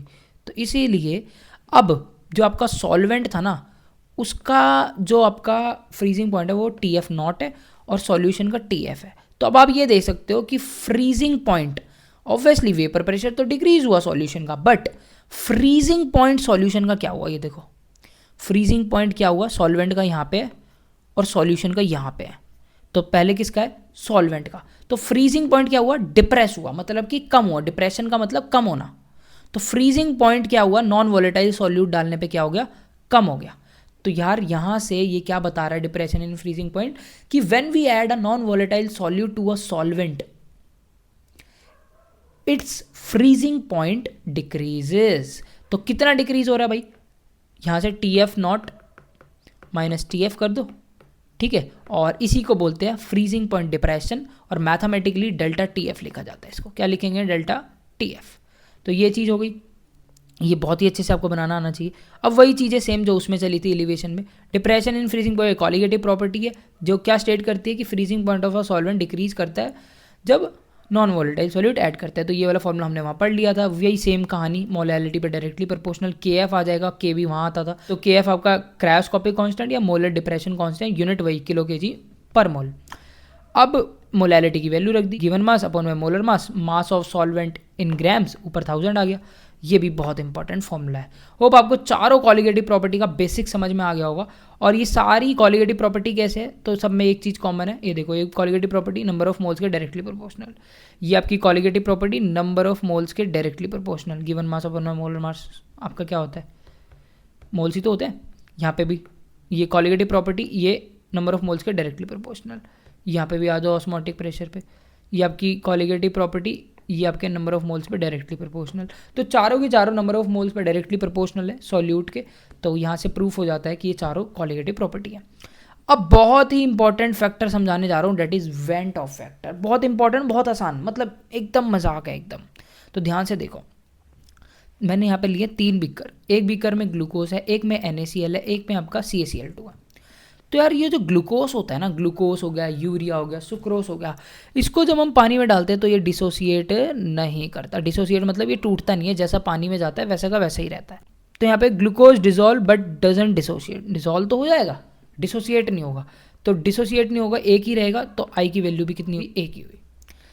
अच्छा, NaCl डाला हमने, जो कि डिसोसिएट हो गए, 2 आयन बना लेता है, Na पॉजिटिव एंड Cl। तो 2 आयन बना लेता है वाटर के अंदर, तो आई की वैल्यू कितनी होगी, 2। अच्छा, CaCl2 पानी के अंदर डाला, इस तरीके से टूटता है, calcium 2 positive, Cl negative, Cl negative, कितने आयन है, 3 है। तो आई की वैल्यू कितनी होगी, 3। तो होप आपको ये समझ में आया होगा कि पानी में जाने के बाद कौन कितना टूटता है, उस पर डिपेंड करती है आपकी आई की वैल्यू। तो आई को फॉर्मूले से भी निकाला जा सकता है, number of particle after dissociation या एसोसिएशन, ठीक है। इसको डिसोसिएशन कहते हैं भाई, ये जो टूट रहे हैं। कई होते हैं जो कि मिलते हैं, पानी में जाके मिल जाते हैं, तो वो एसोसिएशन होता है। तो number of particle after dissociation और एसोसिएशन और बिफोर कितने थे, उनका अगर रेशो लोगे तो आपका क्या आ जाएगा, आई आ जाएगा। जैसे मैं निकाल के दिखाता हूँ, AlCl3 है, ठीक है। तो आफ्टर डिसोसिएशन क्या हुआ, 4 में बट गया, तो 4 ऊपर आ गया। बिफोर कितना था, 1 था, तो 4/1, आई की वैल्यू कितनी आएगी, 4 आ गई। तो इस तरीके से आप आई निकाल सकते हो अगर आपको इलेक्ट्रोलाइट दे दे तो। अब यार अगर डिसोसिएशन का केस है तो आप डिग्री ऑफ डिसोसिएशन भी निकाल सकते हो, इसको DOD बोलते हैं। अल्फ़ा, तो मैं डायरेक्ट फॉर्मूला याद कर लो, आई माइनस वन अपॉन में एन माइनस वन। एन क्या है, नंबर ऑफ आयन प्रोड्यूस, कितने आयन प्रोड्यूस हो रहे हैं, ठीक है, उसको एन बोलते हैं। आई आपका यही वॉन्ट ऑफ फैक्टर और alpha degree of dissociation. Alpha association के केस में जब कुछ चीज़ें जुड़ रही हो तो ऊपर वाली चीज़ सेम, एन की जगह 1/n रख दो, बस ये एसोसिएशन के लिए हो जाएगी। अब आ जाओ डिसोसिएटेड मॉलिक्यूल कौन से होते हैं। तो डिसोसिएटेड मॉलिक्यूल आपके आयनिक जितने भी कंपाउंड्स हैं वो डिसोसिएटेड होंगे, जैसे N2SO4, NaCl, CaCl2, K2SO4, सबके लिए आई की वैल्यू 1 से बड़ी होगी। अब आता है associated molecule, most famous example benzoic acid है, इसके अलावा एसिटिक एसिड भी होते हैं। एसोसिएटेड मॉलिक्यूल के केस में हमेशा आई की वैल्यू 1 से कम होगी और डिसोसिएशन में हमेशा 1 से बड़ी होगी। अगर 1 के इक्वल है तो कोई भी डिसोसिएशन और एसोसिएशन नहीं हो रहा, और ये होती है आपकी ग्लूकोज के केस के अंदर, यूरिया के केस के अंदर। लेकिन जब भी एसोसिएशन होगा या डिसोसिएशन होगा तो आपको ध्यान रखना है कॉलिगेटिव प्रॉपर्टी मॉडिफाई हो जाएगी। डेल्टा पी आपका क्या हो जाएगा भाई, आई आर लग जाएगा आगे, ठीक है, जो कि आपका क्या होता है पी नॉट ए माइनस में पी एस अपॉन में P naught of A I X B हो जाएगा, ठीक है। डेल्टा टी बी आई के बी एम हो जाएगा, आई के एफ एम हो जाएगा ये, और pi C R T i P C R T हो जाएगा। तो यार यहाँ पे आपको दिया हुआ है, देखो question, which of the following aqua solution should have highest boiling point, ठीक है। तो बॉइलिंग पॉइंट किस पे डिपेंड करता है, number of moles of solute पे डिपेंड करता है, क्योंकि बॉइलिंग पॉइंट कॉलिगेटिव प्रॉपर्टी है एक। तो इसमें अगर आप देखोगे आपको सभी क्या है 1 1 1 है, तो इनसे तो कोई मतलब ही नहीं है क्योंकि सभी 1 1 है। तो यहाँ से मतलब देखो यहाँ पे कितने हैं, 2 आयन है, Na पॉजिटिव OH नेगेटिव, यहाँ पे कितने हैं 3 है, यहाँ पे कितने K positive plus NO3 negative 2 है, तो यहाँ 3 यहाँ 2 और यहाँ पे कितने, यहाँ पे भी 2 है, क्योंकि NH4 पॉजिटिव और NO3 नेगेटिव में टूटता है। तो सबसे ज़्यादा किसमें, बी के अंदर है, तो सबसे ज़्यादा बॉइलिंग पॉइंट किसका होगा, इसी का होगा। अब ये वाला क्वेश्चन देखो, कह रहा है हमारे पास 3 एक्वस सॉल्यूशन है NaCl के। अब NaCl यार आपका कंप्लीट डिसोसिएशन हो जाता है किसमें, Na पॉजिटिव और Cl नेगेटिव के अंदर, तो इसकी वैल्यू 2 होती है, ठीक है, I की वैल्यू 2। तो I की वैल्यू जब 2 होती है ना यार, तो आपकी कॉन्सेंट्रेशन आप कितनी भी रखो उससे कोई भी फर्क नहीं पड़ेगा। तो I1 IB IC तीनों इक्वल होंगे आपस में, ठीक है। अब आ जाते हैं भाई क्वेश्चंस पे, न्यूमेरिकल करा रहा हूँ आपको इस टाइप के सारे। अब 10 न्यूमेरिकल की प्रैक्टिस कराऊंगा, तो ध्यान से देखना, ठीक है, और इससे पक्का पेपर में आएगा। सबसे पहले देखो, अब देखो भाई क्वेश्चन क्या कह रहा है, अ solution of glucose of molar mass, एक ग्लूकोज का सॉल्यूशन है जिसका मोलर मास आपको गिवन है, in water has a boiling point. तो कह रहा है ग्लूकोज जब आपका वाटर के अंदर है तो उसका बॉइलिंग पॉइंट इतना है, मतलब कि आपको टीबी दिया हुआ है, टीबी दिया हुआ है 100.20, तो टीबी लिख दिया, मोलर मास लिख दिया सॉल्यूट का। उसके बाद कह रहे हैं कैलकुलेट फ्रीजिंग पॉइंट, मतलब कि डेल्टा टी एफ निकालना है आपको, मोलर कांस्टेंट के एफ एंड के बी, के एफ भी दिया हुआ है और के बी भी दिया हुआ है। अच्छा, के एफ के भी दिया हुआ है और पूछ रहा है फ्रीजिंग पॉइंट। तो एक तरह से इन्होंने क्या करा है, एलिवेशन इन बॉइलिंग पॉइंट की चीज़ें दी हुई है और डिप्रेशन की पूछी है। तो सबसे पहले क्या करना है, जो जो चीज़ें गिवन है लिख लो और फॉर्मूला जो आपको लगता है लगाओ। Delta T B equals to T B minus T B naught होता है, टी बी आपको गिवन है, टी बी नॉट वाटर का क्या होता है भाई, बॉइलिंग पॉइंट वाटर का होता है 100 डिग्री सेल्सियस, ठीक है। तो 100 डिग्री सेल्सियस हमने रख दिया, हमें पता ही होता है जो, और ये इन्होंने दिया हुआ है सॉल्यूशन का। माइनस करो, डेल्टा टी बी आ गया। अब यहाँ से मोलैलिटी निकालो, रीज़न बताऊंगा मोलैलिटी कैसे निकालोगे। डेल्टा टी बी की वैल्यू निकाल लिए, के बी दिया हुआ है, निकाल ली मोलैलिटी। अब फ्रीजिंग पॉइंट निकालने के लिए बोला था डेल्टा टी एफ, ठीक है, एम की वैल्यू आपके पास है, के एफ उन्होंने दिया हुआ, इन दोनों को मल्टीप्लाई करो, डेल्टा टी एफ आ जाएगा। जो भी आंसर है उसको डब्बे में बंद कर दो। आपको सबसे पहले गिवन लिखना है, फिर आइडेंटिफाई करना है फॉर्मूला कौन सा लगेगा, ठीक है, इस तरीके से आप इसको करोगे। अब सेकंड क्वेश्चन देखो क्या कह रहा है, 45 ग्राम ऑफ इथाइलिन ग्लाइकोल को मिक्स कर दिया 600 ग्राम ऑफ वाटर में। तो आपका इथाइलिन ग्लाइकोल क्या हो गया, सॉल्यूट हो गया क्योंकि कम क्वांटिटी में। बी सॉल्वेंट क्या हो गया, आपका वाटर हो गया जो कि 600 ग्राम है। निकालने के लिए क्या बोल रहे हैं, फ्रीजिंग पॉइंट डिप्रेशन यानी कि डेल्टा टी एफ निकालने के लिए बोल रहे हैं, फ्रीजिंग पॉइंट ऑफ सॉल्यूशन निकालने के लिए बोल रहे हैं यानी कि टी एफ निकालने के लिए बोल रहे हैं, ठीक है। यहाँ पे प्योर लिखा होता है ना तो टी एफ नॉट होता, और के एफ आपको दे रखा है। तो डेल्टा टी एफ क्या होता है, डेल्टा टी एफ होता है आपका के एफ एम।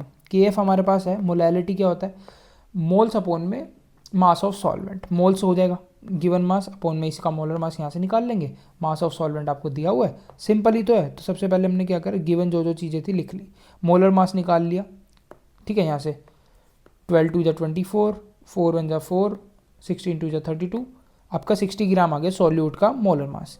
ये दोनों चीज़ें हमें निकालनी है, फॉर्मूला हमने लगाया ये वाला डेल्टा टी एफ का, के एफ इंटू में मोलैलिटी, वैल्यूज पुट करी। अब वैल्यूज पुट करने के बाद कैलकुलेशन में जो दिक्कत आती है, जैसे ना सबसे पहले जीरो को हटाओ, यहाँ से हमने 3 जीरो हटा दिए, 6 6 जा 36 ऐसे कैसे, यहाँ से 2 जीरो हटाए नीचे आ गए। अब 186 इंटू में 45 अपॉन में 36, तो इनको आप मल्टीप्लाई करके इससे डिवाइड करोगे तो आ जाएगा 232.5, इसको 100 से डिवाइड करोगे तो डेल्टा टी एफ आ जाएगा 2.325। अब यहाँ पे आप केल्विन भी लिख सकते हो और सेल्सियस भी लिख सकते हो, क्योंकि आपको नहीं पता कि केल्विन में है ये सेल्सियस के अंदर है, तो दोनों में से आप कोई भी यूनिट यूज़ कर सकते हो। अब यहाँ पे टी एफ भी निकालने के लिए बोला था, तो हमें पता है डेल्टा टी एफ होता है आपका, डेल्टा टी एफ होता है आपका टी एफ नॉट माइनस में टी एफ, क्योंकि सॉल्वेंट का ज़्यादा होता है ना इसमें, तो सॉल्वेंट माइनस में ये आपका, यहाँ पे इसको करेक्शन कर लेते हैं, ठीक है। तो यहाँ पे आपको इसने क्या निकालने के लिए बोला था, टी एफ निकालने के लिए बोला था। अब ये डेल्टा टी एफ का फॉर्मूला आपका ये होता है टी एफ नॉट माइनस में टी एफ, ये आपका सॉल्वेंट का, ये आपका मिक्सचर का, ठीक है। अब ये वाला फॉर्मूला है, इसमें से हमसे ये पूछ रहा है, और हमारे पास ये वाली वैल्यू हमारे पास यहाँ से है, और ये प्योर वाटर का फ्रीजिंग पॉइंट जो कि होता है 273 केल्विन, ये हमें पता होना चाहिए। तो हमसे अगर ये पूछ रहा है तो ये यहाँ चले जाएगा, ये यहाँ आ जाएगा, तो यही 273 माइनस 2.3 आपको दिया हुआ था, तो हमने यहाँ पे 270.675 निकाल दिया। तो हमने करा क्या, यहाँ पे क्रैक यही करा कि भाई गिवन चीज़ें लिखी, और यहाँ पे ये नोटिस करा कि ना हमेशा हर क्वेश्चन के अंदर दो फॉर्मूले यूज़ होते ही होते हैं, ठीक है। तो दो फॉर्मूला हमें पता होने चाहिए जो इंटर कनेक्टेड हो एक दूसरे से, और कैलकुलेशन करते टाइम पहले जीरोस को एलिमिनेट करना है। अब तीसरा क्वेश्चन देखो, calculate the freezing point of aqueous solution containing 10.5 gram of magnesium bromide in 200 gram of water. तो वही सिंपल बात कि भाई ये सॉल्यूट है और ये सॉल्वेंट है, इसका भी गिवन मास दिया हुआ है दोनों का। कह रहा है कंप्लीट डिसोसिएशन हो रहा है। कंप्लीट डिसोसिएशन का मतलब ये होता है कि आपकी जो आई की वैल्यू होगी ना, वो इनको ऐड कर दो, ये कितना है 1 है, ये कितने हैं 2 है, इन दोनों को ऐड करो कितना हो गया 3, तो यही आपकी आई की वैल्यू होगी कंप्लीट डिसोसिएशन के केस के अंदर, जब कंप्लीट डिसोसिएशन लिखा है। उसके बाद जो जो चीज़ें गिवन थी, गिवन मास दिया हुआ है आपका सॉल्यूट का, ठीक है, मोलर मास दिया हुआ है मैग्नीशियम ब्रोमाइड का, ठीक है, मास ऑफ सॉल्वेंट दिया हुआ था वो भी लिख लिया, के एफ की वैल्यू दी हुई थी वो भी लिख ली। निकालने के लिए क्या बोल रहा है, निकालने के लिए बोल रहा है calculate freezing point of aqueous solution. अब ध्यान से देखो पूछा क्या है, एक्वस सॉल्यूशन का फ्रीजिंग पॉइंट, या आपसे पूछेगा डिप्रेशन इन फ्रीजिंग पॉइंट तो delta T F, freezing point of pure solvent पूछेगा टी एफ नॉट, और सॉल्यूशन का पूछेगा तो खाली टी एफ, ठीक है। तो आपको यहाँ पे फ्रीजिंग पॉइंट मैंने बताया था वाटर के लिए ये होता है, ये हमें पता होना चाहिए, ठीक है। तो ये आप अच्छे से ध्यान रख लो, नोट कर लो। तो वही फॉर्मूला आपको याद होना चाहिए, लेकिन इसमें एक एक्स्ट्रा फैक्टर आ जाएगा आई, क्योंकि यहाँ पे कम इलेक्ट्रोलाइट है, और इलेक्ट्रोलाइट में हमेशा आई आता ही है। तो हमने आई की वैल्यू निकाल रही थी 3, के एफ हमें दिया हुआ था, इन सब की वैल्यूज़ हमने यहाँ पे पुट करी, डेल्टा टी एफ हमारे पास आ गया। लेकिन हमारे पास डेल्टा टी एफ नहीं पूछा, इन्होंने टी एफ पूछा है, तो वही जो हमने पिछले वाले क्वेश्चन में किया था, इसको इधर भेज दिया, इसको इधर भेज दिया, वैल्यू आ गई। अब ये वाला क्वेश्चन देखो, क्वेश्चन नंबर 4, बहुत इंपॉर्टेंट क्वेश्चन है। कह रहा है 3.9 gram of benzoic acid dissolve कर रहे हैं 49 ग्राम ऑफ बेंजीन में, मतलब कि ये आपका सॉल्यूट है और ये आपका सॉल्वेंट है। तो सॉल्यूट का मास दिया हुआ है, सॉल्वेंट का मास दिया हुआ है, उसके बाद दिया हुआ है डिप्रेशन इन फ्रीजिंग पॉइंट, मतलब डेल्टा टी एफ भी दिया हुआ है। वांट ऑफ फैक्टर निकालने के लिए कह रहा है, और नेचर निकालने के लिए बोल रहा है कि एसोसिएटेड है डिसोसिएटेड है। मोलर मास भी दिया हुआ है आपको सॉल्यूट का, और के एफ भी दिया हुआ है। तो सारी चीज़ हमने यहाँ पर लिख दी, ठीक है। अब यार यहाँ पे जब भी इन्होंने बोला हुआ है ना कि एसोसिएशन हो रहा है या डिसोसिएशन हो रहा है, तो इस तरह के कंपाउंड, जैसे बेंजोइक एसिड मैंने बताया था कि एसोसिएशन में जाता है, तो हमेशा यहाँ पे वांट ऑफ फैक्टर इंट्रोड्यूस करना है। तो डेल्टा टी एफ क्या होता है, आई के एफ एम हो जाएगा इस केस के अंदर, ठीक है। तो आई की वैल्यू हमने यहाँ से कैलकुलेट करनी है, जो भी चीज़ें जैसे डेल्टा टी एफ गिवन था रख दिया, एम बी की वैल्यू रख दी यहाँ से, ठीक है, वैल्यूज़ रखी। देन सबसे पहले मैंने आपको बताया था कि जीरो एलिमिनेट करना है, तो ऊपर से हमने यहाँ से ये हटा पॉइंट, तो 49 से 49 कैंसिल, यहाँ से जितने भी डेसिमल हो सके थे हमने, जैसे यहाँ से 2 जीरो नीचे आ गए और यहाँ से 2 जीरो ऊपर चले गए, तो हमने यहाँ से डेसिमल टू डेसिमल काटा, नीचे 1000 बच गया। इन दोनों को मल्टीप्लाई करा, इससे डिवाइड करा, ये आ गया 506.76। अब इसको डिवाइड करो 1000 से, तो ये आपका आ जाएगा 0.50, यही आपकी आई की वैल्यू है। और आई की वैल्यू 1 से जब भी छोटी हो तो एसोसिएशन हो रहा होता है, तो यहाँ पे सॉल्यूट कैसा है भाई, एसोसिएटेड है। अब नेक्स्ट क्वेश्चन देखो क्या कह रहा है, the freezing point of benzene decrease by 2.12 के।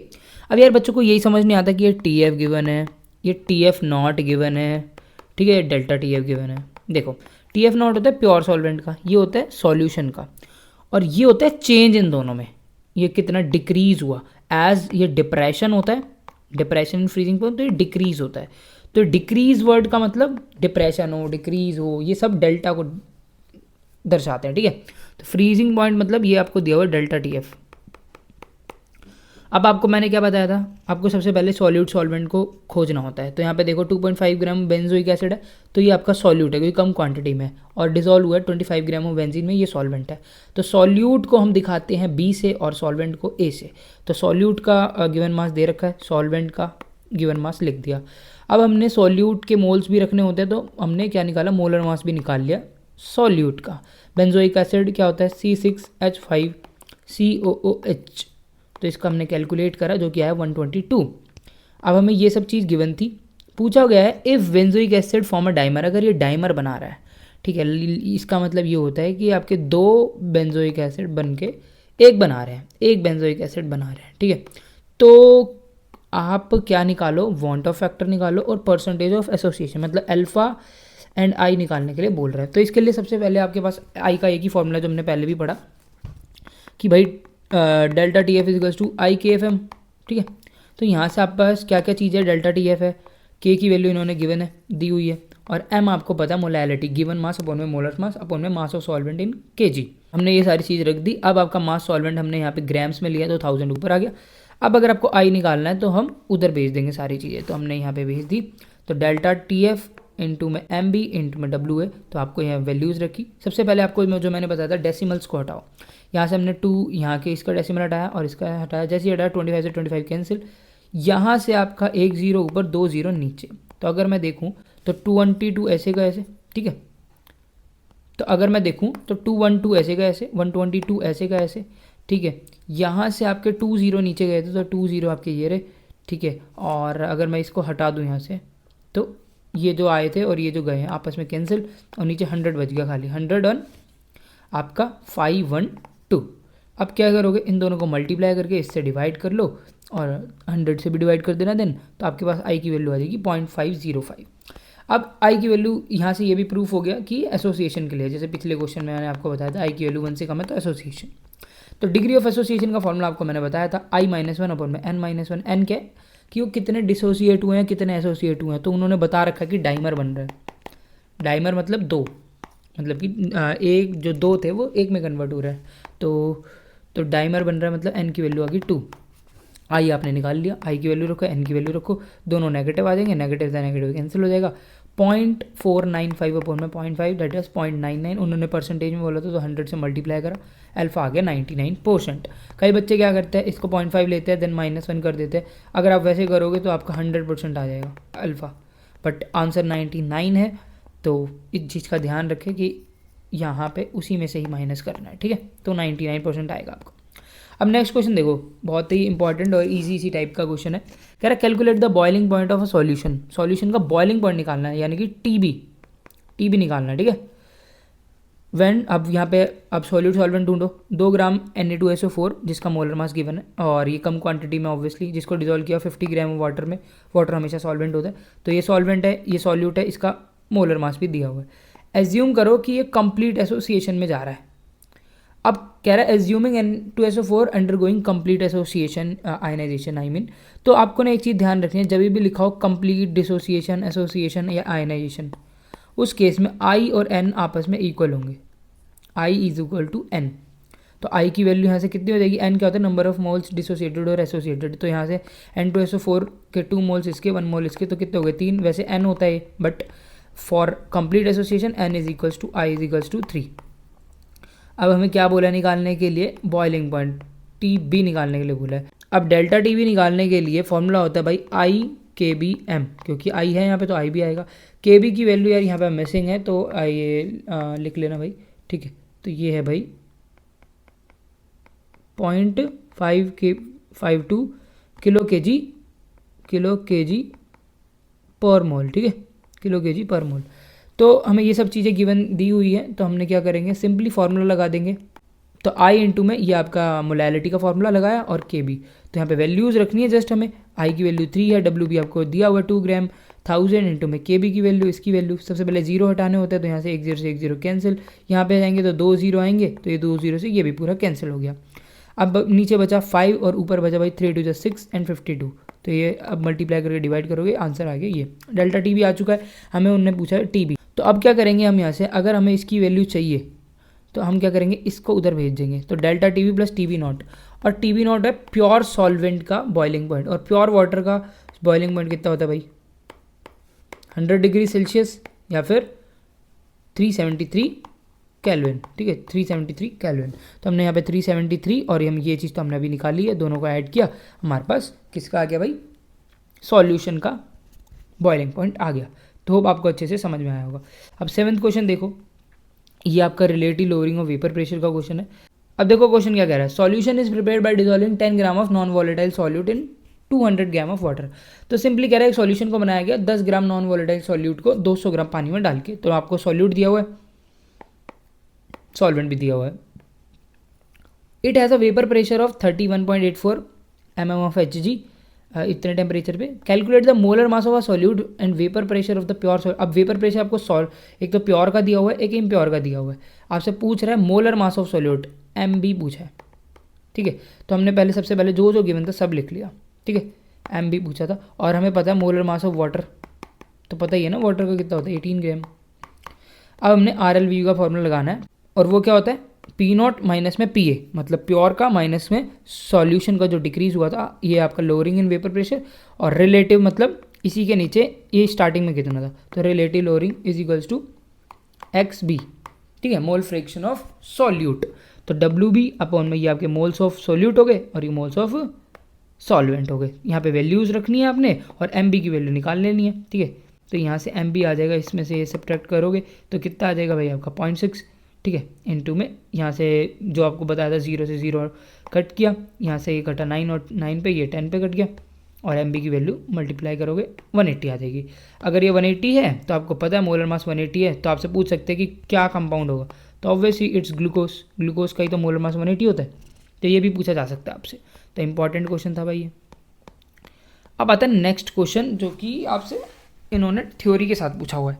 कह रहा है डिफाइन द मोलैरिटी। मोलैरिटी पूछ रहा है आप लोगों से, एंड मोलर एलिवेशन कांस्टेंट। ठीक है, तो मोलैरिटी होती क्या है, कुछ नहीं है, number of moles of solute होते हैं कब, 1 लीटर ऑफ सॉल्यूशन में, या फिर 1000 ml ऑफ सॉल्यूशन में जितने नंबर ऑफ मोल्स होते हैं वो आपका मोलैरिटी होता है। ये डिफाइन करके फॉर्मूला लिख दोगे। दूसरा पूछा molar elevation constant, that is KB। तो ध्यान से देखो, delta TB is equals to KBM। तो आपका KB जो है ना वो TB के इक्वल हो जाएगा। कब होगा, जब आपकी मोलैरिटी 1 होगी। तो आप इसको इस तरह से डिफाइन कर सकते हो, molar elevation constant is equals to the change in boiling point. Change in boiling point, या फिर आपका elevation in boiling point, elevation in boiling point. ठीक है, आपका एलिवेशन इन बॉइलिंग पॉइंट होगा मोलर एलिवेशन कांस्टेंट। कब होगा, जब आपका मोलैरिटी इज यूनिटी। ठीक है, अब न्यूमेरिकल है, a solution containing 15 gram of urea, और उसका मोलर मास भी दिया हुआ है। ठीक है, given mass upon molar mass करके आप क्या निकाल लोगे, मोल्स निकाल लोगे। पर लीटर ऑफ अ सॉल्यूशन, मतलब 1 लीटर में इतना आपके मोल्स हैं सॉल्यूट के।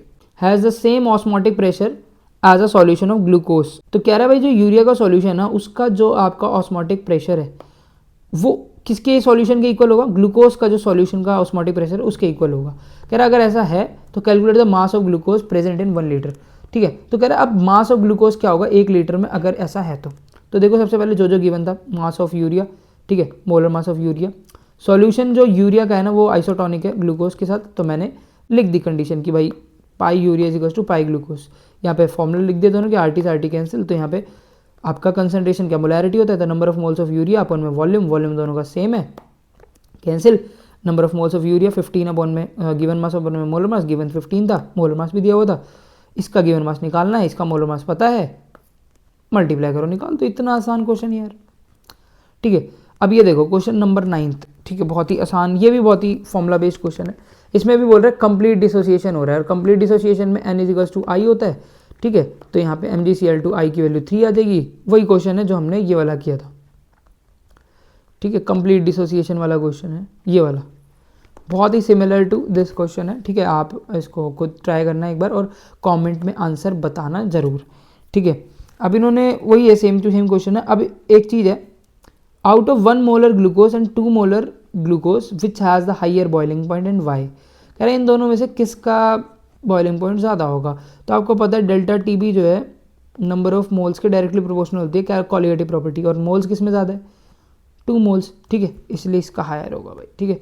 तो 2 molar glucose has the higher boiling point because high the number of particle and lesser is the vapour pressure, ठीक है। तो एक ये वाला पॉइंट भी हो गया यहाँ से। और क्या कह रहा है, what happen when external pressure applied become more than the osmotic pressure. देखो भाई मैंने ऊपर ऑस्मोटिक प्रेशर में बताया था कि जब आप इतना अप्लाइड करो प्रेशर कि आपका जो ऑस्मोसिस प्रोसेस है वो रुक जाए तो उसको ऑस्मोटिक प्रेशर बोलते हैं, और उससे भी ज़्यादा अगर प्रेशर लगा देते हैं ना तो वो रिवर्स में चीज़ें जाने लगती है, हाई कंसनट्रेशन से लो में, तो उसको कहते हैं भाई रिवर्स ऑस्मोसिस या आरओ, ठीक है। वो आगे मैं समझाऊंगा आपको ये वाला प्रिंसिपल जो कि यहाँ पे ही है। देखो भाई ये आपका जो है सेटअप है, इसमें मैंने पहले भी जो बताया था ऑस्मोटिक प्रेशर में क्या होता है, ऑस्मोसिस प्रोसेस क्या है, लो कंसनट्रेशन से हाई कंसनट्रेशन की तरफ आपका जो सॉल्वेंट है वो मूव करता है from a semi permeable membrane, ठीक है। अब लेकिन अगर लो से हाई वाले प्रोसेस को अगर रोकना है ना, वो आपका प्रेशर जिस पे आपका ये ऑस्मोसिस प्रोसेस रुक जाए उसको बोलते हैं भाई osmotic pressure, that is pi. और अगर हम अप्लाइड प्रेशर ऑस्मोटिक प्रेशर से भी ज़्यादा लगा दें, इतना प्रेशर लगा दें कि ये रिएक्शन अब हाई कंसनट्रेशन से लो में जाने लगे, तो उसको बोलते हैं भाई रिवर्स ऑस्मोसिस, ठीक है। The process in which solvent particle pass from solution into solvent, solution से सॉल्वेंट तक जाता है through semi permeable membrane when applied pressure is greater than the osmotic pressure is called reverse osmosis. SPM के example पूछ लिए जाते हैं, cellulose acetate, potassium ferrocyanide, और डीसैलिनेशन ऑफ सी वाटर, मतलब जो नदियों के पानी गंदगी को निकालने के लिए भी ये प्रोसेस यूज़ किया जाता है और घरों में तो यूज़ होता ही है। ऑस्मोटिक प्रेशर क्या होता है, minimum pressure required to prevent वो फ्लो ऑफ सॉल्वेंट थ्रू, मतलब कह रहे हैं सॉल्वेंट का ये प्रोसेस को रोकने के लिए मिनिमम जो प्रेशर चाहिए वो ऑस्मोटिक है, ठीक है। आइसोटोनिक मैंने आपको बता दिया। अब आता है भाई 10th एंड लास्ट क्वेश्चन, बहुत इंपॉर्टेंट है। कह रहा है 2.56 ग्राम ऑफ सल्फर को डिजोल्व किया 100 ग्राम में, तो ये सॉल्यूट ये सॉल्वेंट, तो सॉल्यूट रख दिया सॉल्वेंट रख दिया, ठीक है। CH2 the freezing point lowered by this, lowered का मतलब समझते हो ना, डिप्रेस लोअर्ड, हमेशा आपको डिक्रीज लोअर्ड डिप्रेस ये सब वर्ड जो है आपके डेल्टा TF के लिए यूज़ होता है, जो डेल्टा TF दिया हुआ है, साथ में आपको KF भी दिया हुआ है। आपसे पूछ रहा है calculate the formula of sulphur SX, कह रहा है ये फॉर्मूला ढूंढो इसका। तो कुछ नहीं यार, सबसे पहले आपको मोलर मास निकालना पड़ेगा, देन आपको एटॉमिक मास निकालना पड़ेगा। तो आपके पास डेल्टा TF की फॉर्मूला है, यहाँ से आप मोलर मास निकाल दो, इसको यहाँ भेज दो, इसको यहाँ भेज दो। तो अब इसको कैसे सॉल्व करोगे, देखो भाई सबसे पहले आपने कहा था जीरो वाली चीज़ें एलिमिनेट करो, तो यहाँ से 2 जीरो कैंसिल हो गए, 1 जीरो बचा है, यहाँ से 3 जीरो ऊपर, ठीक है, और 2 जीरो नीचे, तो यहाँ से ये कैंसिल, अब 1 जीरो बच गया, तो यहाँ पे हो गया आपका 100, तो ऊपर बच गया 100, 2.56 ऐसे का ऐसे, 383 ऐसे का ऐसे, और नीचे भी 383 ऐसे का ऐसे, इससे ये कैंसिल हो गया। 2.56 के 2 जीरो नीचे आएंगे, इससे ये कैंसिल, और तो आ गया आपका मास 256। अब मोलर मास आपके पास आ चुका है, और मोलर मास किसका क्या होता है, मान लो कि O2 है, इसका मोलर मास 32 है, तो उसको किस तरीके लिख सकते हो, 16 इंटू में नंबर ऑफ ऑक्सीजन एटम लिख सकते हो, ठीक है। तो यहाँ से हमारे पास क्या है, मोलर मास है हमारे पास, जैसे उसका 32 था, इसका 256 है। Number of sulphur atom X है जो हमें चाहिए, और एटमिक मास क्या होता है भाई सल्फर का, वो भी हमें पता है 32 होता है। तो 256 divide by 30, number of sulphur atom 8 आ गए, तो फॉर्मूला हो गया S8, ठीक है। तो ये बहुत इंपॉर्टेंट था। इसी के पार्ट में कुछ कह रहा है कि कह रहा है जब ब्लड सेल आर आइसोटोनिक है 0.9% NaCl के साथ, कह रहा है 0.9 के साथ तो ठीक है कि आपका π1 = π2 होगा, ठीक है, बट 1.2 NaCl सॉल्यूशन में क्या होगा और 0.4 NaCl सॉल्यूशन में क्या होगा, तो ध्यान से देखो भाई, यहाँ पे मैंने लिखा भी हुआ है। तो भाई जब आप ब्लड सेल को सॉल्टी सॉल्यूशन में डालते हो ना, जैसे 0.2% ज़्यादा सॉल्टी होगा तो श्रिंक हो जाता है, सुकड़ जाता है, और अगर आप कम सॉल्टी में डालोगे या फिर एक्वस में डालोगे तो स्वेल करता है। तो RBCs या फिर ब्लड सेल्स इस तरीके का क्वेश्चन आए तो श्रिंक करेगा सेलाइन वाटर में due to loss of water, मतलब कि सेलाइन मतलब NaCl हो गया, अब NaCl में परसेंटेज ज़्यादा है तो फिर इसलिए, और स्वेल करेगा डिस्टिल वाटर में या लेस सॉल्टी वाटर में, ठीक है। इसके बाद तो ये रीजनिंग क्वेश्चन है कि मेजरमेंट जो है ऑस्मोटिक प्रेशर जो मेथड है उसको यूज़ किया जाता है मैक्रोमोलिक्यूल्स के मेजरमेंट्स के लिए। क्यों भाई, देखो भाई इस चीज़ के ना 2 रीज़न है। एक तो भाई ऑस्मोटिक प्रेशर में जो प्रेशर मेजर किया जाता है रूम टेम्परेचर पे किया जाता है, और इसमें मोलैलिटी की जगह मोलैरिटी यूज़ होती है। अदरवाइज तीनों जो दूसरी प्रॉपर्टीज़ है उसमें मोलैलिटी यूज़ होती है। इसके अलावा जो आपके मैक्रो मॉलिक्यूल्स होते हैं उनका मॉलिक्यूलर मास भी बहुत ज़्यादा होता है, और इतने मॉलिक्यूलर मास वाले को मेज़र करने के लिए आप ऑस्मोटिक प्रेशर को ही यूज़ कर सकते हो, एज वो मेज़र कर सकता है मैग्नीट्यूड को बढ़िया से, ठीक है, क्योंकि उसमें मोलैरिटी आती है। इसके अलावा यार aqueous animal are more comfortable in cold water warm water से ज़्यादा। ऐसा क्यों होता है? क्यों होता है भाई? क्योंकि कोल्ड वाटर में जो सॉल्युबिलिटी होती है ना ऑक्सीजन की वो ज़्यादा होती है as compare to hot water, इसीलिए जो एक्वाटिक एनिमल्स हैं ज़्यादा कंफर्टेबल फील करते हैं ठंडे पानी में।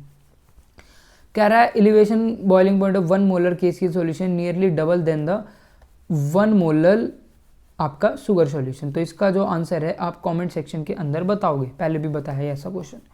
अब यार आपके कुछ क्वेश्चन है, जैसे ये वाला क्वेश्चन है आपका आई से रिलेटेड है, ये वाला भी आपका आई से रिलेटेड है, तो इनको ज़रूर आप प्रैक्टिस करना, ठीक है। ये नोट्स अगर आपको चाहिए तो आप इस नंबर पे कांटेक्ट कर सकते हो।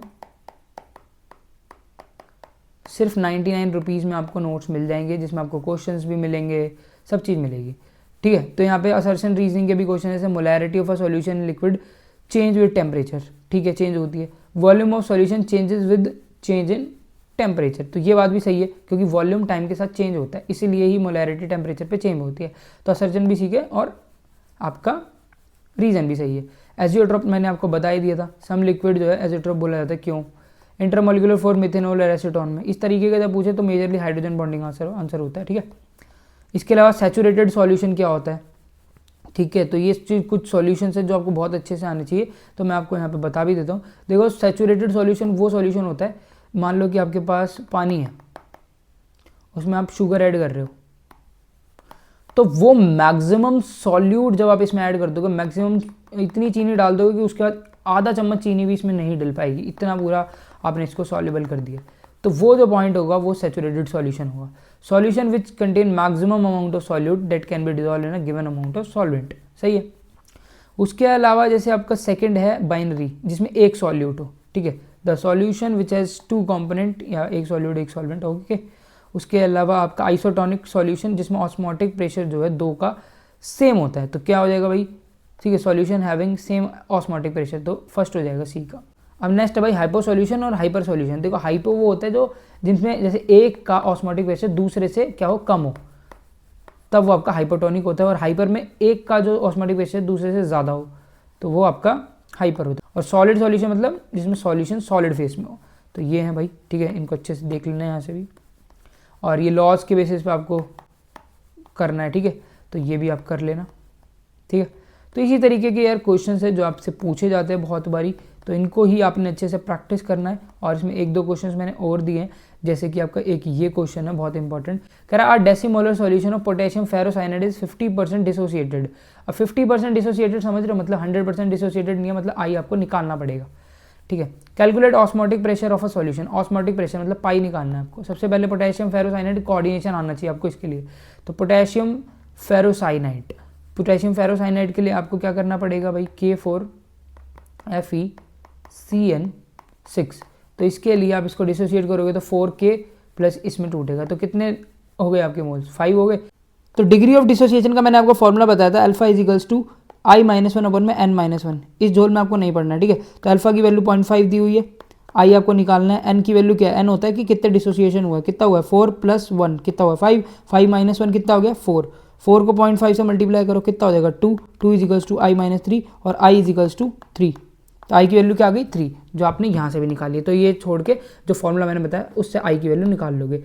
अब इन्होंने ऑस्मोटिक प्रेशर निकालने के लिए भी बोला, वो क्या होता है ICRT, आई आपके पास आ चुका है, आर इन्होंने दिया हुआ है, टेम्परेचर भी इन्होंने दिया हुआ है। अच्छा कंसंट्रेशन का है, तो यार ये देखो क्या लिखा हुआ है, डेसीमोलर सॉल्यूशन, और डेसी क्या होता है 10⁻⁻1, ठीक है, डेसीमोलर सॉल्यूशन। तो आपने क्या करा यहाँ पे डेसीमोलर मतलब यहाँ पे 0.1 इंटू में आर की वैल्यू रखी और यहाँ पे टी की वैल्यू रखी, लेकिन इसमें एक और झोल है। अब यहाँ पे देखो इन्होंने क्या दिया, डेसीमोलर सॉल्यूशन ऑफ पोटेशियम फेरोसाइनाइड, मतलब सी की वैल्यू कितनी दी हुई है 0.1 मोलर। लेकिन आपको पता होगा कि 0.1 मोलर हम किस तरीके से लिखते थे, गिवन मास अपॉन में मोलर मास इंटू में वॉल्यूम इन ml इंटू में 1000। अब यार ये ml आपकी SI यूनिट नहीं है, लेकिन ये सब चीज़ें देखो केल्विन, जूल, ये सब SI यूनिट में दे रखे हैं आपको, तो SI यूनिट में इसको भी कन्वर्ट करना पड़ेगा। लेकिन यहाँ पे 1000 हमने इसलिए लगाया था क्योंकि हम ml में ले रहे थे, तो लीटर में लोगे तो 1000 से क्या करोगे डिवाइड, तो ये तो ऑलरेडी आपको दिया हुआ है 0.1, तो इसको आप क्या करोगे 10⁻³ से डिवाइड, तो डिवाइड करा तो आपके पास अब जो आया ना 10⁻² मोल मीटर क्यूब, ये बिल्कुल सही आपका यूनिट में आया है। तो अब वैल्यूज रख दो, आंसर निकाल दो। तो यार ये थोड़ा टिपिकल क्वेश्चन था लेकिन इंपॉर्टेंट है, अच्छे से कर लेना, ठीक है। तो ये था यार आपका सॉल्यूशन चैप्टर का वन शॉट, होप आपको अच्छे से समझ में आया होगा। तो यार ये था सॉल्यूशन चैप्टर का वन शॉट, होप आपको अच्छे से समझ में आया होगा। ये रिवर्स ऑस्मोसिस का प्रोसेस का पूछा हुआ है इसमें, ठीक है, तो ये भी आप अच्छे से कर लेना। अगर आपको कोई भी चैप्टर के नोट्स चाहिए तो 999 में मिल जाएंगे, वो फिजिक्स हो या केमिस्ट्री हो, दिए गए हुए नंबर पे। और मेरी वन शॉट प्लेलिस्ट चेक कर लेना, पूरे 10 चैप्टर के वन शॉट मैं ऑलरेडी डाल चुका हूँ, ठीक है। और अगर आपको 10 डेज प्लान चेक कर लेना, PCMB के डाल दिए प्लेलिस्ट के अंदर, तो वो भी चेकआउट कर लेना। मिलते हैं नेक्स्ट वीडियो में, तब तक के लिए ऑल द बेस्ट।